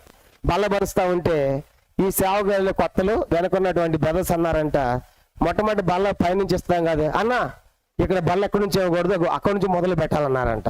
ఈయనకి మొదటి వారు ఏం తెలియక సరే మొదలు పెట్టినందుకు రోజు జరిగేదిగా ఇచ్చారంట. ఇచ్చిన తర్వాత అదంతా అయిపోయిన తర్వాత సేవకు అడిగాడు అక్కడ వాళ్ళని, ఎందుకు మీరు అక్కడి నుంచే మొదలు పెట్టారంటే, అన్న వాళ్ళంతా పెద్ద కులాలకు సంబంధించిన వారన్నా, మొట్టమొదటి వాళ్ళకి ఇచ్చిన తర్వాత మిగతా వారికి బల్ల ఇవ్వాలన్నా, ఎందుకు వాళ్ళు పెద్ద కులం కదా, నమ్మారు కదా, మనం తాగింది వాళ్ళు తాగరు కదా అని అటు పెట్టి మొదలు పెట్టాయంట.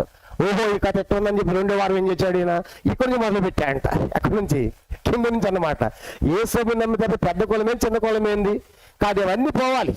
కానీ ఇప్పుడు వీళ్ళ లోపల కూడా ఏమన్నా యూదుల లోపల కూడా మేము యూదులం వాళ్ళు అన్నిలు అనేది ఉంది. కాబట్టి అది యేసు ఒకటే సంగతి వీళ్ళకి అర్థం కాదు. ఇప్పుడు పేతురుకు అర్థమైందా?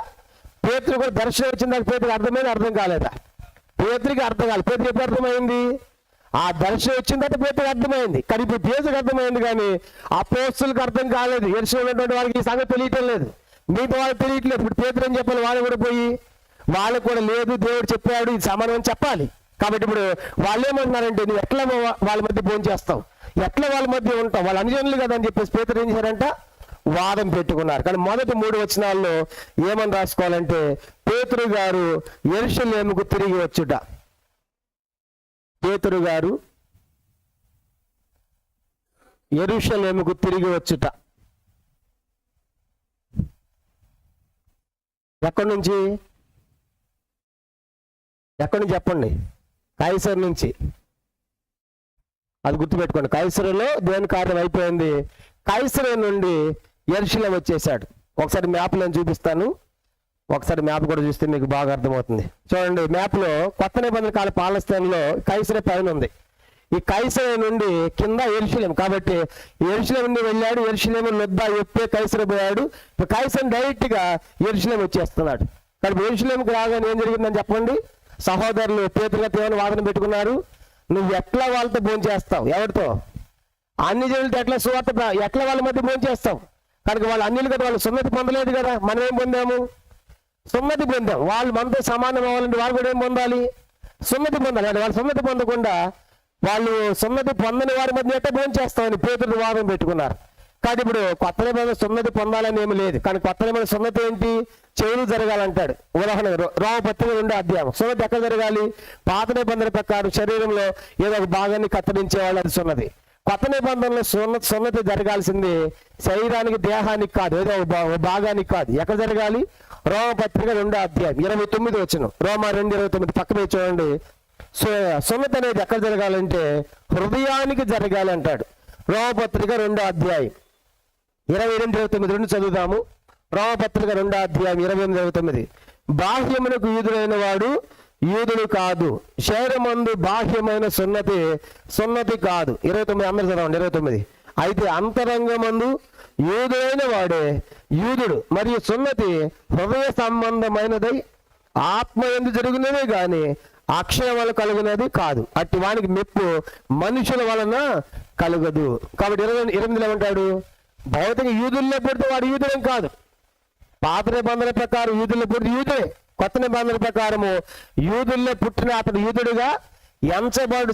ప్రభు యొక్క మరణం తర్వాత యూదుడిగా ఎంచబడు. తర్వాత శరీరమందు బాహ్యమైన సున్నతి కాదు. ఒకరి శరీరంలో భాగాన్ని కట్ చేసుకున్న అది సున్నతి కాదు. మరి ఏది సున్నతి? 29 వచనం ఏదంటే, అయితే అంతరంగమందు యూదుడైన వాడే యూదుడు, అంతరంగమును క్రీస్తుని స్వీకరించిన వాడు యూదుడు. అప్పుడు ఏం జరుగుతుందంట? మరి సున్నతి హృదయ సంబంధమైనదై ఆత్మ ఏందో జరిగినది కానీ అక్షరం వల్ల కలదు. కానీ సున్నతి అనేది ఆ భౌతికమైన శరీరాన్ని కత్తిరించడం కాదు, కానీ హృదయానికి జరగాలి. కాబట్టి హృదయములో నమ్మాలి, హృదయానికి జరగాలి, ఇంకా చెవులకు జరగాలి. ఇది అపోస్తలుల కార్యం 7వ అధ్యాయం. అపోస్తలుల 7వ అధ్యాయము.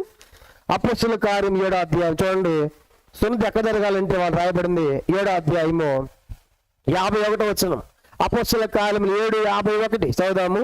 ముష్కరులారా, హృదయములను చెవులను దేవుని వాక్యమునకు లోపరచనులని వారలారా అని అక్కడ ఒకటే కింద ఏమని రాయబడింది? కింద పుట్టినోట్లో చూడండి చిన్న అక్షరాల్లో. అపోస్తలుల కార్యములు 7:51 కింద పుట్టినోట్లో మొదటిది, వంచని మెడగల వారలారా, హృదయములందును చెవులందును సున్నతి పొందని వారలారా. ఇప్పుడు సున్నతి ఎక్కడ జరగాలి చెప్పండి? హృదయం. రోమ 2:9 హృదయానికి జరగాలి. అపోస్తలులు 7:57 ప్రకారం సున్నతి ఎక్కడ జరగాలి? మెడకు జరగాలి. దేవునికి వాక్యం లోబడు, చెవులు జరగాలి, లోపల స్వీకరించే వాక్యము. అందుకే సున్నతి కొత్త నిబంధన ప్రకారం శరీరం జరిగేది కాదు, కనుక హృదయములో జరగాలి, మెడకు జరగాలి, తర్వాత చెవులు జరగాలి. అంటే అర్థం ఏంటి? దేవుని యొక్క వాక్యం హృదయంలోకి వెళ్ళాలి, దేవుని యొక్క వాక్యానికి నువ్వు లోబడాలి, దేవుని యొక్క వాక్యం చెవుల్లోనికి స్వీకరించాలి. అది సున్నతి జరగాలి. ఇంకా స్పష్టంగా చదవాలంటే ఇర్మియా గ్రంథం 9వ అధ్యాయం ఒక మాట రాయబడింది. ఇది సున్నతి గురించే సందర్భం వచ్చింది కాబట్టి ఇర్మియా గ్రంథం 9వ అధ్యాయం. ఇర్మియా గ్రంథం 9వ అధ్యాయము చూడండి 25వ వచనం అందరూ చదువుదాం. ఇర్మియా గ్రంథం 9వ అధ్యాయము 25వ వచనం. ఇర్మియా 9:25. అన్ని జనులందరూ సున్నతి పొందని వారు గనుక ఇశ్రాయేలు అందరూ హృదయ సంబంధమైన సున్నతి నొందిన వారు కారు గనుక రాబోయే దినముల్లో సున్నతి పొందియు సున్నతి లేని వారి వలె ఉండు చాలు. ఇక్కడ ఈ సందర్భం ఏంటంటే అన్యజనులు ఏం పొందలేదంట. అన్యజనులు శరీర సంబంధమైన సున్నతి, అంటే యూదులు మాత్రమే సున్నతి పొందుతారు, అన్యజనులు పొందరు. కాబట్టి ఇప్పుడు అన్యజనులేమో సున్నతి పొందలేదు, యూదులేమో ఏం పొందలా, హృదయములో సున్నతి పొందలేదు. గుర్తుపెట్టుకోవాలి బాగా. అన్యజనులుగా సున్నతి లేదు, ఈ యూదులకేమో ఎక్కడ లేదు, శరీరానికి ఉంది కానీ ఏం లేదంట, హృదయంలో లేదు. కాబట్టి వీళ్ళకి భౌతికంగా లేదు, వీళ్ళకి హృదయంలో లేదు. కాబట్టి ఇద్దరు ఒకటి అంటాడు. కాబట్టి సున్నతి పొందిన వారి వల్ల ఉండి ఒకటిలాగే ఉన్నారు.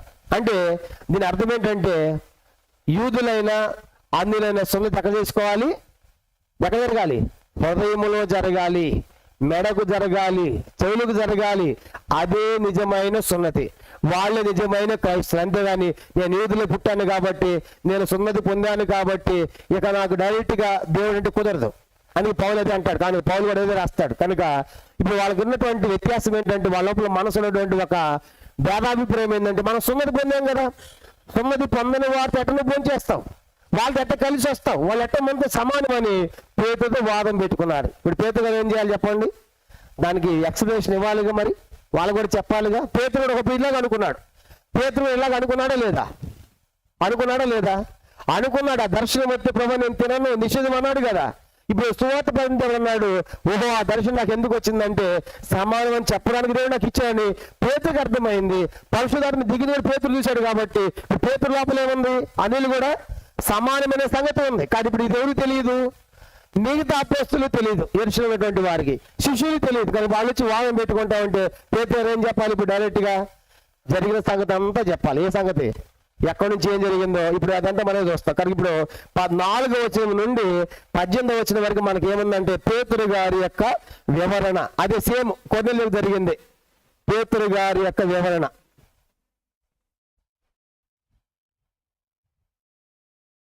పేతురు గారి యొక్క వివరణ. ఏ వివరణ ఇది, నువ్వు ఎందుకు వాళ్ళతో ఉన్నావు, ఎందుకు వాళ్ళతో భోజనం చేసావంటే జరిగిందంతా చెప్పుకుంటూ వస్తున్నాడు. కనుక ఎక్కడి నుంచి, నేను ఎప్పుడైనా ఉన్నప్పుడు నా దగ్గర 3 మనుషులు వచ్చారు. 3 మనుషులు రావటమే కాదు, వాళ్ళు దేవుడే పంపించాడు. నాకు కూడా దేవుడు చెప్పాడు 3 మనుషులు వచ్చారని. నువ్వు వాళ్ళతో కలిసి అక్కడ పోవాలి, కైసరికి వెళ్ళాలి. కైసరి ఎవరు కలుసుకోవాలి, కొన్నేళ్ళు కలుసుకోవాలి. కొన్నేళ్ళు ఇంట్లో ఏం జరిగింది, బంధువులకు పెట్టాడు. వాళ్ళందరికీ ఏం చెప్పాను, సువార్త చెప్పాను. ఏం జరిగింది, అప్పుడు పరిశుద్ధాత్మ దేవుడు దిగాడు. ఏం జరిగింది, బాప్తిసం పొందారు. ఏమైంది, క్రీస్తును అంగీకరించారు. కొన్ని రోజులు ఉన్నాను కూడా అని ఇప్పుడు జరిగిందంతా అదే చెప్తాడు. ఇప్పుడు 4వ అధ్యాయం అపోస్తలుల కార్యం 11వ అధ్యాయం చూడండి. 4వ వచనం నుండి మనం చూసామంటే మనం చదువుకుంటూ వెళ్ళిపోతాము, దానికి ఎవరైనా ఏమి లేదు. సేమ్ అది జరిగిందంతా కూడా పేతురు వాళ్ళకి ఇప్పుడు వాళ్ళు వాదం పెట్టుకున్నారు కాబట్టి వాళ్ళకి ఎవరిని ఇస్తున్నారు. అపోస్తలుల కార్యం 11వ అధ్యాయం 2వ భాగం 11వ అధ్యాయము 4వ వచనం నుండి. అందుకు పేతురు మొదటి నుండి వరుసగా వారికి ఆ సంగతి ఇలాగ వివరించి చెప్పాను. ఎప్పుడు చెబుతాడంటే మొదటి నుంచి, అంటే ఈ బాప్తిసం ఇవ్వక ముందు మొట్టమొదటి ఏం జరిగిందో మొదలు పెడుతున్నాడు వాళ్ళకి. 5వ వచనం, నేను ఎప్పుడో పట్టణంలో ప్రార్థన చేయుచుండగా అప్పుడు ఒక దర్శనం నాకు కలిగను. అది ఏదనగా 4 చెంగులు పట్టి దింపబడిన పెద్ద దుప్పటి వంటి ఒక విధమైన పాత్ర ఆకాశం దిగి నా యొద్దకు వచ్చెను. 6 మీరు చదవండి. దాని వైపు నేను తేరు చూడగా పరీక్షింపడుగా భూమి అందుండు చతుర్భుజ జంతువులను, అడవి మృగములను, ప్రాకేడు పురుగులను, ఆకాశ పక్షులు నాకు కనబడును. అప్పుడు పేతురు లేచి చంపుకొని తినమని ఒక శబ్దం నాతో చెప్పుట వింటుని. 8, అందుకు నేను వద్దు ప్రభువా, నిషిద్ధమని అపవిత్రమైన ఏది నా నోటను పడలేదని చెప్పగా. 9, రెండవ మారు ఆ శబ్దము ఆకాశం నుండి దేవుడు పవిత్రము చేసినవి నీవు నిషిద్ధమైనవిగా ఎంచవద్దని ఉత్తరం ఇచ్చాను. ఇలాగ ముమ్మారు జరిగాను. తర్వాత అదంతా ఆకాశం తిరిగి తీసుకొని పోబడిను. వెంటనే కైసరు నుండి నా ఎదుగు పంపబడిన 3 మనుషులు మేమున్న ఇంటి వద్ద నిలిచి ఉండేరి. చదవండి. అప్పుడు ఆత్మ నీవు భేదమేమి చేయక వారితో కూడా వెళ్ళమని నాకు సెలవిచ్చాను. ఈ 6 సహోదరులు నాతో కూడా వచ్చిరి. మేము కొన్నేళ్ళు ఎంట ప్రవేశించేది. అప్పుడు అతడు నీవు ఎప్పటికి మనుషులను పంపి పేతురును మారు పేరు గల సీమోను పిలిపించము. నీవును నీ ఇంటి వారందరూ ఏ మాటల వలన రక్షణ పొందుదురో ఆ మాటలు అతడు నీతో చెప్పినని తన ఇంట నిలిచి తనతో చెప్పిన ఒక దేవదూతను చూసిన సంగతి మాకు తెలిపాను. 15, నేను మాట్లాడిన ఆరంభించినప్పుడు పరిశుద్ధాత్మ మొట్టమొదట, సో అది గమనించిన, మొట్టమొదట మన మీదకి దిగిన ప్రకారము వారి మీదకి దిగాను. అప్పుడు యోహాను నేనతో బాప్తిసం ఇచ్చాను కానీ మీరు పరిశుద్ధాత్మల బాప్తిసం పొందుదరని ప్రభు చెప్పిన మాట నేను జ్ఞాపకము చేసుకుంటుని. 17 కాబట్టి ప్రభుని యేసుక్రీస్తుని విశ్వాసం ఉంచిన మనకు అనుగ్రహించినట్లు దేవుడు వారికి కూడా సమాన వరము అనుగ్రహించినాడు అన్నాడు. అనగా దేవుని అడ్డగించని నేను ఏ పాటి వాడినని చెప్పిన. 18 అందరూ కలిసి చదవండి. వారు ఈ మాటలు విని మరేమి అడ్డము చెప్పగా, అట్లయితే అన్ని జనులకు దేవుడు జీవాత్మమైన మారు మనసు దయచేసి చెప్పుకొని దేవుణ్ణి మహిమపరి. చూసారా, ఇప్పుడు ఏ విషయంలో ఉన్నటువంటి వారందరికీ ఉన్న డౌట్ క్లియర్ అయిందా లేదా? అయింది. మనం కూడా చెప్పాలి. కొన్నిసార్లు నేను చెప్పడం కుదరదు అనకూడదు, కనుక వాళ్ళకి తెలియనప్పుడు ఏం చేయాలి, మనము చెప్పాలి. చక్కగా పేతురు, నేను ఎప్పుడేలో ఉన్నప్పుడు ఎప్పుడేలో ఉన్నాను, ఎప్పుడేలో ఎక్కడున్నాను, తబితాను బాగు చేస్తున్నాను, బతికించి అక్కడ ఉన్నప్పుడు నాకు వర్తమానం వచ్చింది. కాబట్టి కొన్నేళ్ళకి దేవుడు ప్రత్యక్షమయ్యాడు, కొన్నేళ్ళు మనుషులు పంపించాడు, నేను కూడా ప్రార్థన చేసుకుంటున్నాను. ఆ దర్శనం వచ్చిన దాంట్లో అది అపవిత్రం అనుకున్నాను, నిషిద్ధం అనుకున్నాను, కానీ దేవుడు ముమ్మారు నాకు చూపించాడు. అది నేను నిషిద్ధమైనవిగా పవిత్రం చేసి నేను పవిత్రం చేస్తాను, నిషిద్ధమైనవిగా ఎంచవద్దు అన్నాడు. ఆ మనుషులు వచ్చారు, వాళ్ళతో నేను కైసరికి వెళ్ళాను, కొన్నేళ్ళ ఇంటికి వెళ్ళాను, ఆయనతో స్వాత ప్రకటించాను. వాళ్ళు చెప్తాను పరిశుద్ధాత్మ మొట్టమొదటి మన మీదకి ఎట్లా దిగాడు, వాళ్ళ మీద కూడా అలాగే దిగాడు. కాబట్టి మనతో కూడా వాళ్ళు సమాన వ్యక్తులు అనే సంగతి దేవుడు బయలుపరిచాడు అని ఎప్పుడైతే చెప్పాడో, ఇప్పుడు ఇదంతా చేసింది ఎవరు? పరిశుద్ధాత్మ దేవుడు. అందుకే ఇప్పుడు వాళ్ళంతా సైలెంట్ అయిపోయారు. కాబట్టి దేవుడు చేస్తే మనం ఏం చేస్తాం? వాళ్ళు కూడా సమానం అంతే అని చెప్పేసి అందరూ మౌనం అయిపోయారు. ఇప్పుడు వాళ్ళ సమస్యకి పరిష్కారము జరిగింది. చక్కగా పేతురు వివరణ ఇవ్వగానే ఇప్పుడు వాళ్ళకు కూడా ఏమర్థమైంది? యేసులోని అపోస్తలులకి సహోదరులకి ఏమర్థమైంది? యూదులతో పాటు అన్యులు కూడా సమానమైన సంగతి ఇప్పుడు వాళ్ళకి అర్థమైంది. సమరయులు కూడా సమానమైన అర్థం. ఒక మాట చెప్పాలంటే యేసుక్రీస్తుని విశ్వాసం ఎవరైనా సరే కనుక అందరూ కూడా ఒకటి అనేదండి. ఆ గ్రహింపు ఇప్పుడు యేసులో పెద్దలకు కూడా వచ్చింది. కనుక ఎవరు తీసుకెళ్లి పేతురులు చెప్పిన తర్వాత వాళ్ళ వాదం పెట్టుకున్నారు కదా, అంత సైలెంట్ అయిపోయారు. ఇంక దేవుడు అలా చెప్పి నేనేం చేస్తాను, దేవుడు అలా చేసినప్పుడు వాళ్ళు మౌనంగా అయిపోయారు. అంటే అర్థం ఏంటంటే అందరూ కూడా సత్యము అర్థమైంది. కాబట్టి అందరూ సమానమైన సంగతి. ఇది 4-18 వచనాల్లో పేతురు గారి యొక్క వివరణ. కానీ ఏదో జరిగిందో అదంతా వివరించాడు. నెక్స్ట్ తర్వాత భాగం చూడండి. 11వ అధ్యాయం అపోస్తల కార్యం 11వ అధ్యాయం 11వ అధ్యాయము అపోస్తల కార్యములు 11వ అధ్యాయము చివరిగా ఆ రీతిగా విన్న తర్వాత అన్ని జనులు కూడా దేవుడు జీవాత్మను మారుమనించాలని చెప్పుకుని దేవుడిని వాళ్ళంతా మహిమపరిచారు. 19వ వచనం అపోస్తల కార్యములు 11వ అధ్యాయము 19. స్థాపన విషయంలో కలిగిన శ్రమను బట్టి చెదరిపోయిన వారు యూదులకు తప్ప మరి ఎవరికి వాక్యం బోధింపక ఫెనీకే, కృప్ప, అంత్యోకియ ప్రదేశముల వరకు సంచరించిరి. 20 చదవండి. 20 కుప్రీయులు కొందరును కొరేనీయులు కొందరును వారిలో ఉండేవి. వీరు అంత్యోకికి వచ్చి గ్రీస్ దేశం వారితో మాట్లాడుచు ప్రభుని యేసును గూర్చిన సువార్త ప్రకటించిరి. ప్రభు హస్తం వారికి తోడైనను గనుక నమ్మిన వారు అనేకులు ప్రభు తట్టు తిరిగిరి. వారు వచ్చిన సమాచారం యెరూషలేములో ఉన్న సంఘపు వారు విని బర్నబాను అంత్యోకు వరకు పంపిరి. అతను వచ్చి దేవుని కృపను చూసి సంతోషించి ప్రభును స్థిరహృదయంతో హత్తుకొనవల్లని అందరినీ హెచ్చరించెను. అతని పరిశుద్ధాత్మతోను విశ్వాసముతో నిండుకున్న సత్పురుషుడు బహుజనులు ప్రభు పక్షమున చేరిరి. అంతటా అతడు సౌలును వెదగటకు తార్సునకు వెళ్ళి అతను కనుగొని అంత్యోకుకు తోడుకొని వచ్చెను. వారు కలిసి 1 సంవత్సరం అంతా సంఘములో ఉండి వాక్యము బోధించరి బహుజనులకు. మొట్టమొదటి అంత్యోకులో శిష్యులు క్రైస్తవులు అనబడరి. ఇప్పుడు 19-20 వచనాల్లో మనం రాసుకోవాల్సిన సంగతి ఏంటంటే దేవుని తోడు. కనుక దేవుని తోడు ఉన్నది అని విస్తరణ. దేవుని తోడు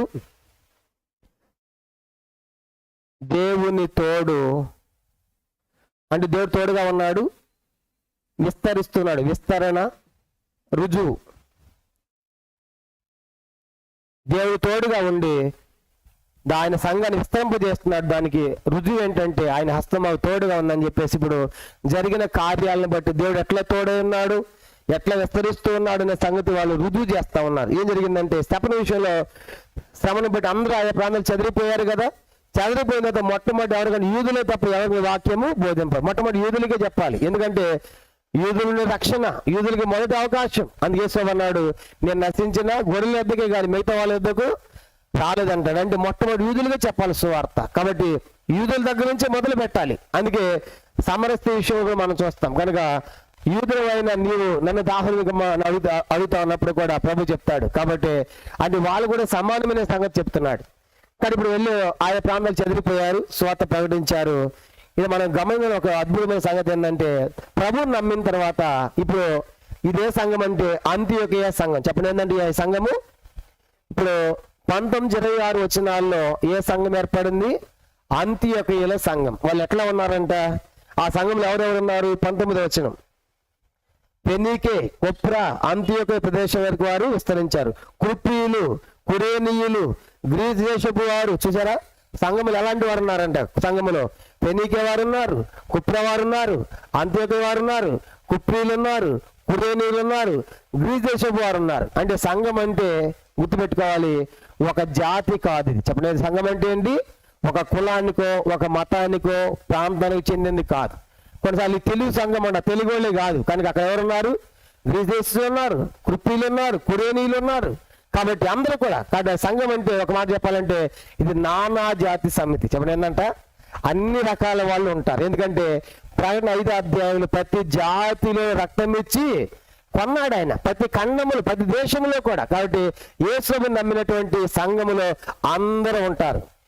ఇతరులు కొన్ని సంఘాలు బయలుదేరినాయి, ఒక కులం పేరు పెట్టుకుని ప్రభు నమ్మిన వాళ్ళే, కనుక ఇది మా సంఘము, ఇక ఆ కులం వాళ్ళే ఉంటారు అన్నమాట ఆ సంఘంలో, వేరే వాళ్ళు రానివ్వరు. అదే సంఘం అవుతుంది. ఆయన రక్తం ఇచ్చి కొన్న తర్వాత ఇది కుల సంఘం కాదు. లోకములో ఉంటాయి, ఇది మా కులం కాబట్టి మా కులం వాళ్ళు పరిష్కరిస్తారంట, అది కుల సంఘాలు వేరే. కానీ ఈ సంఘం ఏంటిది? ఇది క్రీస్తు సంఘం. అపోస్తులు 20:8 రక్తం ఇచ్చి కొన్నటువంటి సంఘం. కానీ దీంట్లో ఎవరు ఉంటారు? అన్ని రకాల ప్రజలు ఉంటారు, అన్ని జాతుల కోసమే రక్తం కాచాడు, అందుకు అందరికీ ఆయన ప్రభు. కానీ అందరూ ఉంటారు. కాబట్టి ఇప్పుడు అంత్యోకియ సంఘములో అందరూ ఉండి కూడా కలిసి పనిచేస్తున్నారంటే ఇది ఐక్యత కలిగిన సంఘం. చెప్పండి, ఏ సంఘం అంటే అంత్యోకియ సంఘము? ఐక్యత మనం చూస్తాం. కనుక ఇద్దరు ముగ్గురుంటేనే కష్టం, ఇంకా నానా జాతి సమితి ఉంటే ఎలా ఉంటుంది? ఐక్యత ఉంటుంది ఆ సంఘములో. కానీ గ్రీస్ దేశపు వాళ్ళు, కుప్రీలు, కురేనీయులు, రకరకాల మిశ్రితమైన వారు ఉండి కలిసి ఉండి కూడా ఒక్కటిగా ఉంటున్నారంటే ఇది ఐక్యత కలిగిన సంఘం మనం చూస్తాం. భక్సంగులు కూడా సేవ ఆరంభించిన దినాల్లో మనం చదువుతున్నప్పుడు హెబ్రోన్లో అందరూ ఉండేవాళ్ళు.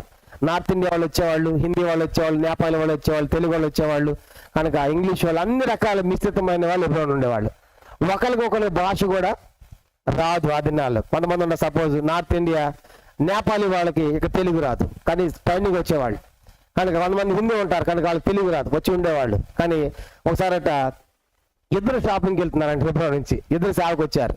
ఇద్దరికి ఒకరి భాష ఒకరికి రాదు, కనుక ఈయనకేమో నేపాలీ రాదు, వాళ్ళకేమో తెలుగు రాదు. ఇద్దరు కలిసి షాపింగ్ పోతున్నారు. ఇది ఎట్లా సాధ్యము అంటే, ఇద్దరు పదే తిన్నావా, తాగావా, కనుక ఇదనమాట. అంటే అర్థం ఏంటి? భాషలు ప్రభు నమ్మిన తర్వాత ఒక్కడి పోతే ఆశ్చర్యపోతున్నారంట. వీళ్ళిద్దరు ఎట్టపోతారు, ఒకరి భాష ఒకటి రాదు, ఎట్ట మాట్లాడుకుంటారంటే ఇదే తిన్నావా, స్నానం చేసేవాడనమాట. ఒకసారి అంటే గొడవ ఏందంట, కొంతమంది పరలోకంలో ప్రభా ఏ సంఘం ఏ భాష పరలోకం ఉండదని చెప్పేసి తిమోథంకి చెప్పాడు. ఏ భాష ఉంది పరలోకం అంటే తమిళన్స్ అన్నాడు. తమిళన్స్ మేము చాలా పర్ఫెక్ట్, మేము బస్సులు కాల్ చేసుకోము ధర్నాలు అయితే, కాబట్టి మా భాష ఉండదు అన్నారంటే తమిళన్స్. తెలుగు వాళ్ళు అన్నాడు, లేదు లేదు దేశ భాష నందు తెలుగు వేశారు కాబట్టి మాధు తెలుగు వాళ్ళు వేశారంట. ఇంగ్లీష్ వాళ్ళు వేశారంట, లేదు లేదు ఇంటర్నేషనల్ లాంగ్వేజ్ మాది ఇంగ్లీష్ అంటే ఏమనుకున్నావు, మా భాష ఉండదు అన్నారంట. అది ఎంత పరలోకలు ఏ భాష ఉండదంటే ఈ భాషలు ఏమి ఉండవు. ఏ భాష అంటే ఇది ప్రేమ భాష అని చెప్పారు అంకుల్, కనుక ప్రేమ భాష. కానీ ఇప్పుడు ఎక్కడ కూడా మనం గమనించామంటే అన్ని రకాల ప్రజలు ఉన్నారు, కానీ వాళ్ళ మధ్య ఏముంది? ప్రేమ ఉంది, ఐక్యత ఉంది. వాళ్ళు గ్రీస్ దేశం వారైనా, యూదులైనా, కుప్రీలైనా, కురేనీయులైనా మనమంతా ఒక్కటి, ప్రభు యొక్క రక్తంలో కొనబడ్డామని చెప్పేసి వాళ్ళు ఒక్కటిగా ఉంటున్నారు. చూడండి, ఒక్కటి ఉండి ఏం చేశారంటే దేవుడు వారికి తోడే ఉంటున్నాడు. 11వ అధ్యాయం 21వ వచనం, ప్రభు హస్తం వారికి తోడేండని కనుక నమ్మిన వారు అనేకులు ప్రభు తట్టు తిరిగి. చాలా మంది ప్రభుని నమ్మారు. వారి గురించి సమాచారం యెరూషలేములో ఉన్న సంఘపు వారు విని బర్నబాను అంత్యోక వరకు పంపిరి. అంత్యోకులు చాలా మంది ప్రభుని నమ్మారని చెప్పగానే మొట్టమొదట ఇది జరగగానే మొత్తం ఎక్కడ చెప్పాలి? మొట్టమొదట హెడ్ క్వార్టర్ చెప్పాలి. హెడ్ క్వార్టర్ ఏది? యెరూషలేం. కాబట్టి ఎక్కడే జరిగినా సరే ఇంటిమేషన్ ఎక్కడ పోవాలి? హెడ్ క్వార్టర్కి వెళ్ళాలి. కాబట్టి వాళ్ళు చెప్పారు. కానీ యెరూషలేం ఇక్కడ కూడా చాలా మంది నమ్మారనగానే అక్కడి నుంచి మరొక వ్యక్తిని పంపిస్తున్నారు. ఎవరంటే ఆయన బర్నబా. సమరి గారిని పంపించారు. సమరయ పేతురు ఫిలిప్పు సువార్త ప్రకటిస్తే ఆయన యెరూషలేంకి చెప్పాడు. అప్పుడు ఎవరు వచ్చారు? పేతురు యోహాను వచ్చారు. అంటే అక్కడ ప్రార్థన వాళ్ళు పంపిస్తారు. ఎవరు పంపిస్తారు? కావాలి పంపిస్తారు. కానీ ఇప్పుడు ఏం చేశారంటే ఈ వార్త అంత్యోకులు చాలా మంది నమ్మారంటే ఇప్పుడు నెక్స్ట్ ఏం చేస్తున్నారు? అక్కడ నుంచి బర్నబా అనేటువంటి ఒక వ్యక్తిని అంత్యోకు పంపిస్తున్నారు. చూడండి 23వ వచనం. అతడు వచ్చి దేవుని కృపను చూచి సంతోషించి ప్రభుని స్థిరహృదయంతో హత్తుకున్న వాళ్ళని అందరినీ హెచ్చరించను. ఈ బర్నబా ఎవరంటే ఇంతకుముందు చెప్పా, అపోస్తలుల 4:36 కుప్రాలో పుట్టాడు, ఒక లేవి వంశస్థుడు. ఇతని పేరు అసలు పేరేంటి? యోసేపు అని చూసాము. అతని ప్రవర్తన బట్టి, బిహేవియర్ని బట్టి ఇతడు చాలా మంది ఆదరిస్తారని చెప్పేసి ఏమని పేరు పెట్టారు? అతనికి ఆదరణ పుత్రుని బర్నబా అని పేరు పెట్టారు. ఎందుకంటే ఈ బర్నబా అందరిని ఆదరించేవాడు. ఉదాహరణగా అపోస్తలుడైన పౌలును ఎవరు నమ్మనప్పుడు, ఎవరు చారదీయపోతే దగ్గర తీసిన ఎవరు? పౌలును బర్నబానే. కానీ ఆ బర్నబాని ఇప్పుడు ఏం చేస్తున్నారంటే, బర్నబా నువ్వు బయలుదేరి అంత్యకి వెళ్ళాలి, చాలా మంది నమ్మారంట, ఆ సంఘాన్ని బలపరచాలని చెప్పేసి ఏడ్చినటువంటి అపోస్తలు అందరూ కూడా ప్రార్థన చేసి అంత్యకి పంపిస్తున్నారు. బర్నబాను వచ్చాడు. కానీ అంతమంది నమ్మిన తర్వాత దీంట్లో యూదులు, కుప్పీలు, కురేనీలు చూసినప్పుడు ఎంతో సంతోషించారు. మీరు నమ్మితే సరిపోదు, నమ్మిని మీరు అందరూ ఎట్లా ఉండాలి? ప్రభు కొరకు స్థిర హృదయంతో జీవించండి అని చెప్పేసి వాళ్ళు హెచ్చరించాడు. 24వ వచనం. అతను పరిశుద్ధాత్మతోను విశ్వాసంతో నిండుకున్న సత్పురుషుడు, బహు జనులు ప్రభు పక్షమున చేరిరి. కాబట్టి అక్కడికి వెళ్ళిన తర్వాత అతని గురించి ఆయన పరిశుద్ధాత్మతో విశ్వాసం నిండుకున్న సత్పురుషుడు కనుక బహుజనులు రూపక్షాన్ని చేరారు. కానీ బర్నబా గురించి ఎన్నో సంగతి మనం చూస్తాం. ఆత్మతో నింపబడినవాడు, మంచి విశ్వాసం నిండుకున్నవాడు. వెళ్ళిన తర్వాత ప్రజలు సంతోషించాడు, అనేకులు ప్రభు పక్షముగా చేరుతూ ఉన్నారు. ఇప్పుడు 25 వచనం చూడండి. 25. అంతటా అతడు సౌలును వెతకుటకు తార్సులకు వెళ్ళి అతను కనుగొని అంత్యకు తోడుకొని వచ్చాను. కానీ ఇప్పుడు ఆడికి వెళ్ళిన తర్వాత ఇతను సేవ చేసి మధ్యలో ఇతనికి ఏడు గుర్తుకొచ్చారు చెప్పండి? సౌలు ఎక్కడున్నాడు? ఇప్పుడు తార్సుకి వెళ్ళాడు. తార్సు పంపించింది ఎవరు? చెప్పాం 9వ అధ్యాయంలో. తార్సుకి ఎందుకు వెళ్ళాల్సి వచ్చింది చూడు, ఒకసారి వెనక్కి వెళ్ళొద్దాం. కనుక ఇప్పుడు అప్పుడు పోయిన పౌలు అప్పటి నుంచి తార్సులే ఉంటారు. అపోస్తలుల కార్యం 9వ అధ్యాయం 30వ వచనం. అపోస్తలుల కార్యం 9:30 చూడండి. సహోదరులు దీనిని తెలుసుకొని అతను కైసరకు తోడుకొని వచ్చి తార్సునకు పంపిరి. యెరూషలేములో బర్నబా పరిచయం చేసుకుని దగ్గర తీసి అపోస్తలులకు పరిచయం చేసిన తర్వాత ఆడు సువార్త ప్రకటిస్తూ ఉంటే నమ్మని యూదులు ఏం చేయాలనుకున్నారు? పౌలును చంపాలనుకున్నారు. కాబట్టి పౌలు ఇక్కడ మంచిది కాదు, నువ్వు అర్జెంట్గా యెరూషలేము ఖాళీ చేసి నువ్వు ఎక్కడ పోవు, కొంతకాలము తార్సుకి వెళ్ళని చెప్పేసి కైసరు తీసుకొచ్చారు. కైసరు రేవు పట్టణం, వాడు ఉండేటువంటి స్థలం అన్నమాట. కనుక యెరూషలేము నుండి కైసరుకి వచ్చి కైసరు వాడెక్కించి పౌలు ఎక్కడ పంపించారు? తార్సుకి వెళ్ళాడు. ఇంకో విషయం ఏంటంటే పౌలు సొంత ప్రాంతం కూడా తార్సే. కాబట్టి ఇప్పుడు అక్కడ ఉన్నాడు పౌలు. అప్పుడు పోయిన పౌలు అప్పుడు ఇక్కడే ఉన్నాడు. ఈ సేవ చేస్తా ఉంటే మధ్యలో ఆ రోజు దగ్గర తీసాం కదా పౌలు ఎట్లా ఉన్నాడు ఏమో అని చెప్పేసి ఈయన గుర్తుకొచ్చింది. ఎవరికి? బర్నబాకు. అసలైతే బర్నబా సీనియరా పౌలు సీనియరా దేవుని నమ్మిన వారిలో? చెప్పండి, ఎవరు సీనియర్? బర్నబానే సీనియర్. ఎందుకు? బర్నబాయ్ మొట్టమొదటి నమ్మి వాళ్ళతో ఉన్నాడు, అపోస్తలులతో ఉన్నాడు. మధ్యలో చేరింది ఎవరు? పౌలు. ఎవరి ద్వారా చేరాడు వాళ్ళతో? బర్నబా ద్వారానే. బర్నబా ద్వారా. కానీ ఇప్పుడు బర్నబా సీనియర్, పౌలు సీనియర్ అంటే ఎవరు సీనియర్ చెప్పండి? వాళ్ళు బర్నబానే సీనియర్. కానీ ఈ పౌలు యొక్క పాత్ర చూసినప్పుడు పౌలు ప్రసంగించి ప్రతి చోట కూడా బర్నబా తగ్గుతాడు, పౌలునే ముందు పెడతాడు. ఎందుకో తెలుసా? దేవుడు పౌలుని ఏం చేశాడు? ఏర్పరచుకున్నాడు. కాబట్టి ఇక్కడ సీనియారిటీ జూనియర్లు చూడకూడదు. కనుక నేను సీనియర్ని కాబట్టి ఆయనకంటే నాకు వయసు పెద్ద కాబట్టి నేను ముందు నమ్ముకున్నాడు కుదరదు. కనుక దేవుడు ఎవరిని వాడుకుంటాడో వాళ్ళని ఏం చేయాలి? మనమును ముందు పెట్టాలి. అందుకే ఒక సందర్భంలో ముందున్న దానిలో మనం చూస్తాం. అది పౌలు ముఖ్య ప్రసంగం రాయబడింది. చూడండి ఒక మాట చూడండి. అక్కడ ఇదే కొంచెం ముందుకు వెళ్తే ఇదే 14వ అధ్యాయం 12వ వచనం. ఇక్కడ బర్నబా కూడా ఉంటాడు. 14వ అధ్యాయం 12వ వచనం. అపోస్తలుల కార్యాలు 14:12 చదువుదాము. జన సమూహములు పౌలు చేసిన దాన్ని చూచి లొకనోయ భాషలో దేవతల మనుషుల తాల్చి మన ఎద్దకు దిగి వచ్చిన దానికి కేకలు వేసిరి. బర్నబాకు ద్యోపతనియు పౌలు ముఖ్య ప్రసంగి అయినందున అతనికి హెర్మేనియు పేర్లు పెట్టిరి. కనుక లుస్త్ర పందరికి వెళ్ళినప్పుడు విదేశ కార్యాలు చూసి వీళ్ళు దేవతలు అని చెప్పేసి వాళ్ళు దేవతలు చేసి వాళ్ళకి సాగిలిపడి నమస్కారాలు చేయబోతూ ఉంటారు. ఎవరు? లుస్త్ర ప్రజలు. అక్కడ ఏమని రాబడిందంటే పౌలుకి ఏమని పేరు పెట్టారంటే ముఖ్య ప్రసంగి. అంటే పాంప్లెట్ లో మెయిన్ స్పీకర్ ఎవరు చెప్పండి? పౌలు. కింద ఎవరున్నారు? బర్నబా. ఇప్పుడు బర్నబా అనుకోవాలి, ఇదేంటి అసలు నా ద్వారా నువ్వు వచ్చావు, నిన్ను పరిచయం చేసింది నేను కదా అపోస్తలులకి, నేను ముందు కానీ పౌలు బర్నబా అనుకోకూడదు. బర్నబా అనుకోలేదు, వాళ్ళు ఎప్పుడు అనుకోవాలి, కానీ ముందే పౌలుని పెట్టాడు. కారణం ఏంటంటే పౌలుని దేవుడు ఏర్పరచు, అది గమనించాడు. కాబట్టి ఎక్కడ పోయిన పౌలు నువ్వే చెప్పు అని పౌలు ముందు పెట్టేవాడు. కాబట్టి ఇప్పుడు ఈ బర్నబా అంత్యోదయ రాగానే బర్నబా గుర్తుకొచ్చాడు, క్షమించండి పౌలు గుర్తుకొచ్చాడు. బర్నబాకు పాప ఎలా ఉన్నాడు ఏమని చెప్పేసి గుర్తుకొచ్చి ఏం చేశాడంటే 11వ అధ్యాయం ముగించేద్దాము. 11వ అధ్యాయము 25వ వచనం 25. అంతటా అతను సౌలును వెదకు తార్సులకు వెళ్ళి అతను కనుగొని అంత్యోకు అతను తోడుకొని వచ్చాను. కానీ ఇప్పుడు వెళ్ళి తార్సుకి వెళ్ళాడు బర్నబా. వెళ్ళి పౌలు ఎట్లా ఉన్నా బాగున్నావా? బాగున్నాను, కనుక మన ఇద్దరు సేవ ఉందరా అని చెప్పేసి ఇప్పుడు సేవలో పాలు భాగస్తులు చేయడానికి ఎవరి దగ్గరకు వచ్చాడు చెప్పండి? వెళ్ళిపోయి తార్సులో ఉన్నటువంటి పౌలును ఎవరు తీసుకొస్తున్నాడు? బర్నబా తీసుకొచ్చాడు. ఎక్కడికి? అంత్యోకు తీసుకొచ్చాడు. అంత్యోకు తీసుకొచ్చి ఏం చేసి 26వ వచనం, వారు కలిసి అంటే బర్నబా పౌలు కలిసి 1 సంవత్సరం అంతా సంఘంలో ఉండి బహుజనులకు వాక్యాన్ని బోధించని మొట్టమొదటి అంత్యోకులో శిష్యులు క్రైస్తవులు అనబడింది. ఇప్పుడు పౌలు సేవలు ఇన్వాల్వ్ అయిపోతున్నాడు, సేవలకు వచ్చేస్తున్నాడు. నెక్స్ట్ 13వ అధ్యాయంలో మనకి ఈ పౌలు ప్రయాణాలు స్టార్ట్ అవుతుంది కనుక ఇక 2-3 క్లాసుల్లో మనకి పౌలు ప్రయాణాలకు మనం ఎంటర్ అయిపోతాం.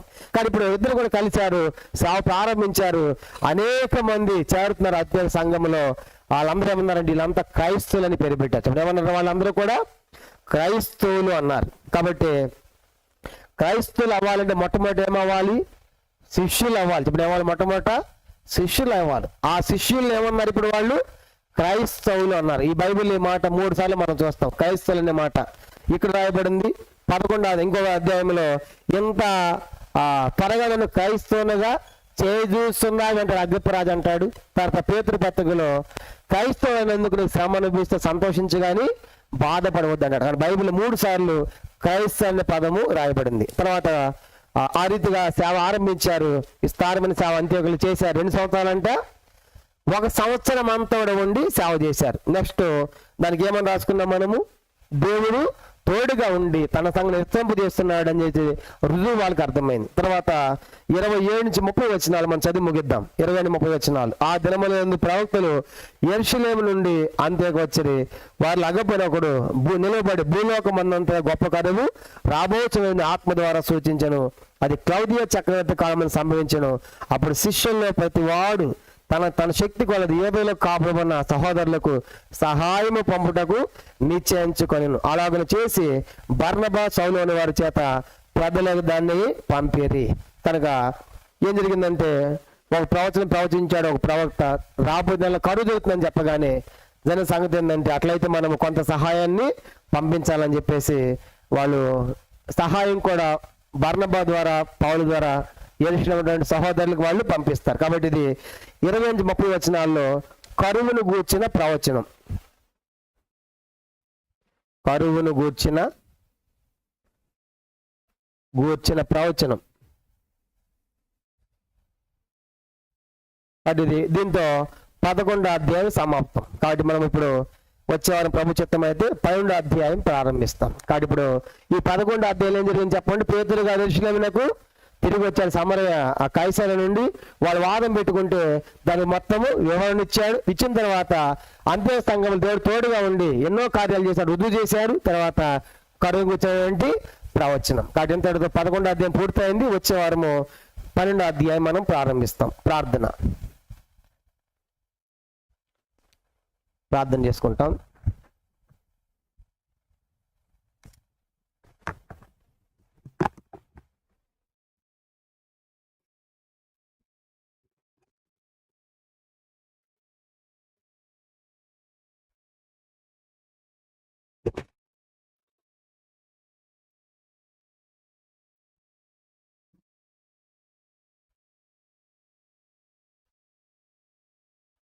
ప్రార్థన. ప్రేమ నమ్మకం కలిగిన మా ప్రేమైన పరలోకమందున్న మా తండ్రి, ఇంతవరకు మీ దాసం ద్వారా విత్తబడిన జీవవాక్యమును బట్టి మీకు వందనములు స్తోత్రములు.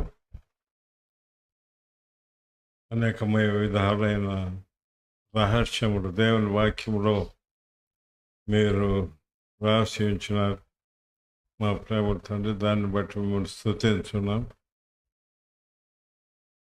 క్రైస్తవలో ఉన్నటువంటి తండ్రి, మీ దాసుడు తన ప్రజలను పంపి పేతురును యోహాను తండ్రి పిలిపించినారు. వారు రాగలిగి దేవుని స్వార్థను ప్రకటించిన అనేక విషయాలు పరలోకం నుండి కలిగిన దర్శనానికి నేను అవిధేయుడును కానని వాగ్దానం ఇచ్చినట్లుగా పౌలు గారు పేతురు గారు తండ్రి దేవుని వాక్యానికి లోబడినందుకు మీకు వందనములు, స్తోత్రములు. అదేవిధంగా ఇప్పుడు చివరి వాక్యం ద్వారా మీరు మాతో మాట్లాడుతూ వచ్చినందుకై మీకు వందనములు, స్తోత్రం చెల్లించుకుంటూ విత్తబడిన వాక్యమునకు నీరు కట్టి ఫలింప చేయమని మేము కూడా స్వార్థను ప్రకటించే విషయంలో తండ్రి బర్నమా వలె పౌలు వలె తండ్రి ఎక్కువ దేవుని స్వార్థను ప్రకటించేదానికి సహాయపడమని యేసయ్య నమ్మకమైన నామను అడిగి వేడుకొంచున్నాము తండ్రి, ఆమేన్.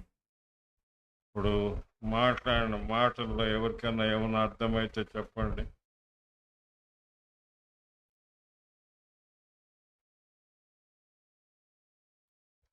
ఇరవై 29-30 వచనాలు. అపోస్తల కార్యములు 11:29-30. అప్పుడు శిష్యుల్లో ప్రతివాడును తన శక్తి కొలది యూదయలో కాపురమున్న సహోదరులకు సహాయం పంపుటకు నిశ్చయించుకొనెను. అలాగు చేసి బర్నబా, పౌలు అని వారి చేత పెద్దల యొద్దకు దానిని పంపిరి.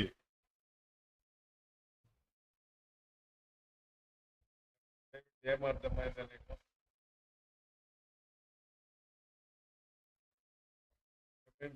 చెప్పు, తొందరగా చెప్పాలి. ఆలోచిస్తున్నారు.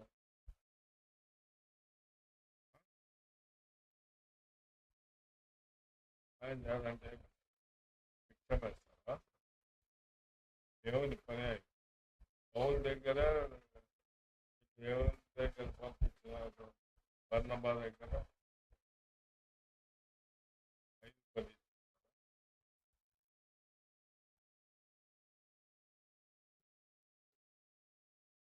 దానికి నాట్ చదివేయడం ఇటు రాసినాడు దేవుని వాక్యంలో ఉంది కాబట్టి చెప్పాల్సి వస్తుంది. అందరి దగ్గర ఉందండి. నాట్ గివింగ్ అంటే కంజూస్ అంటారు. కంజూస్ అంటే తిరిగివాడు, లేకపోతే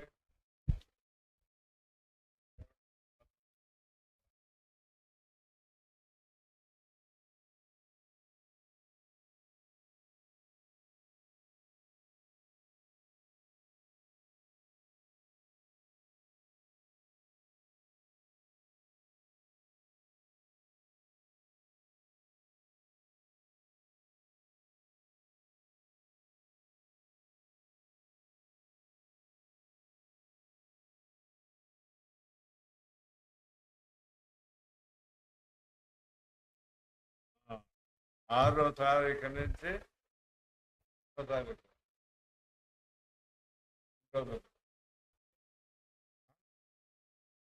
7 రోజులు ఎట్ట ఉంటుంది? 7 రోజులు అయితే ఆదాయాన్ని కాకి చదివేగా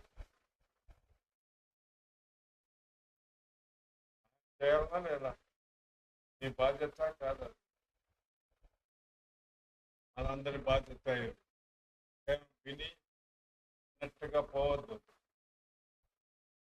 మాట్లాడుతా అన్నాడు, ఇప్పుడు కూడా మాట్లాడినాడు కాబట్టి చెప్పాల్సి వచ్చింది. చాలా రోజుల నుంచి చెప్తా ఉన్నాము. దాన్ని ఆలోచించాలి. ఎందుకంటే 1 డే ఆర్ 2 days కాదు, 7 days.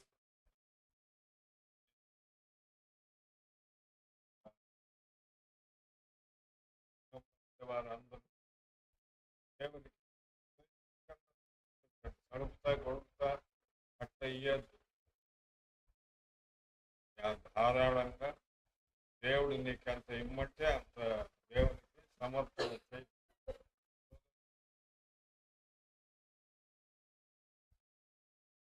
కొనాలా, మటన్ చికెన్ కొనాలా, మసాలాలు కొనాలా, చాలా విషయాలు ఒక రోజు కాదు, 7 days. మీ ఇంట్లో పండగ జరుగుతూ ఉంటే ఎన్ని రోజులు ముందుగా సిద్ధపడతా ఉన్నాం.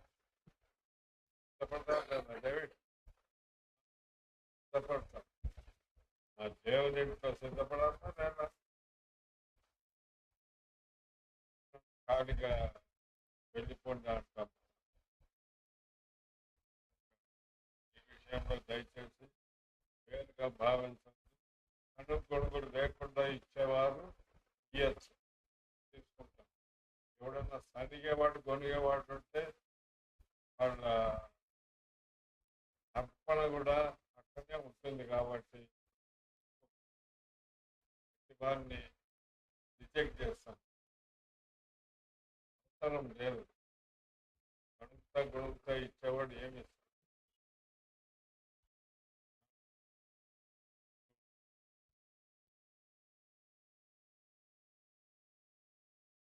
తండ్రి అయిన దేవుని యొక్క ప్రేమయు, కుమారుడు యేసుక్రీస్తు వారి యొక్క కృపయు, పరిశుద్ధాత్మ దేవుని యొక్క అన్యోన్య సహవాసం ఇక్కడ చేరి ప్రార్థనకు రాగలిగిన ప్రియమైన బిడ్డలందరినీ బైబిల్ స్టడీలో సహాయం చేసినారు. ముందున్న పరిచర్య కొరకు కూడా నన్ను మమ్మల్ని సిద్ధపరచమని యేసయ్య నమ్మకమైన నామమున ప్రార్థించి స్తుతించి అడిగి వేడుకొంటున్నాము తండ్రి. ఆమేన్.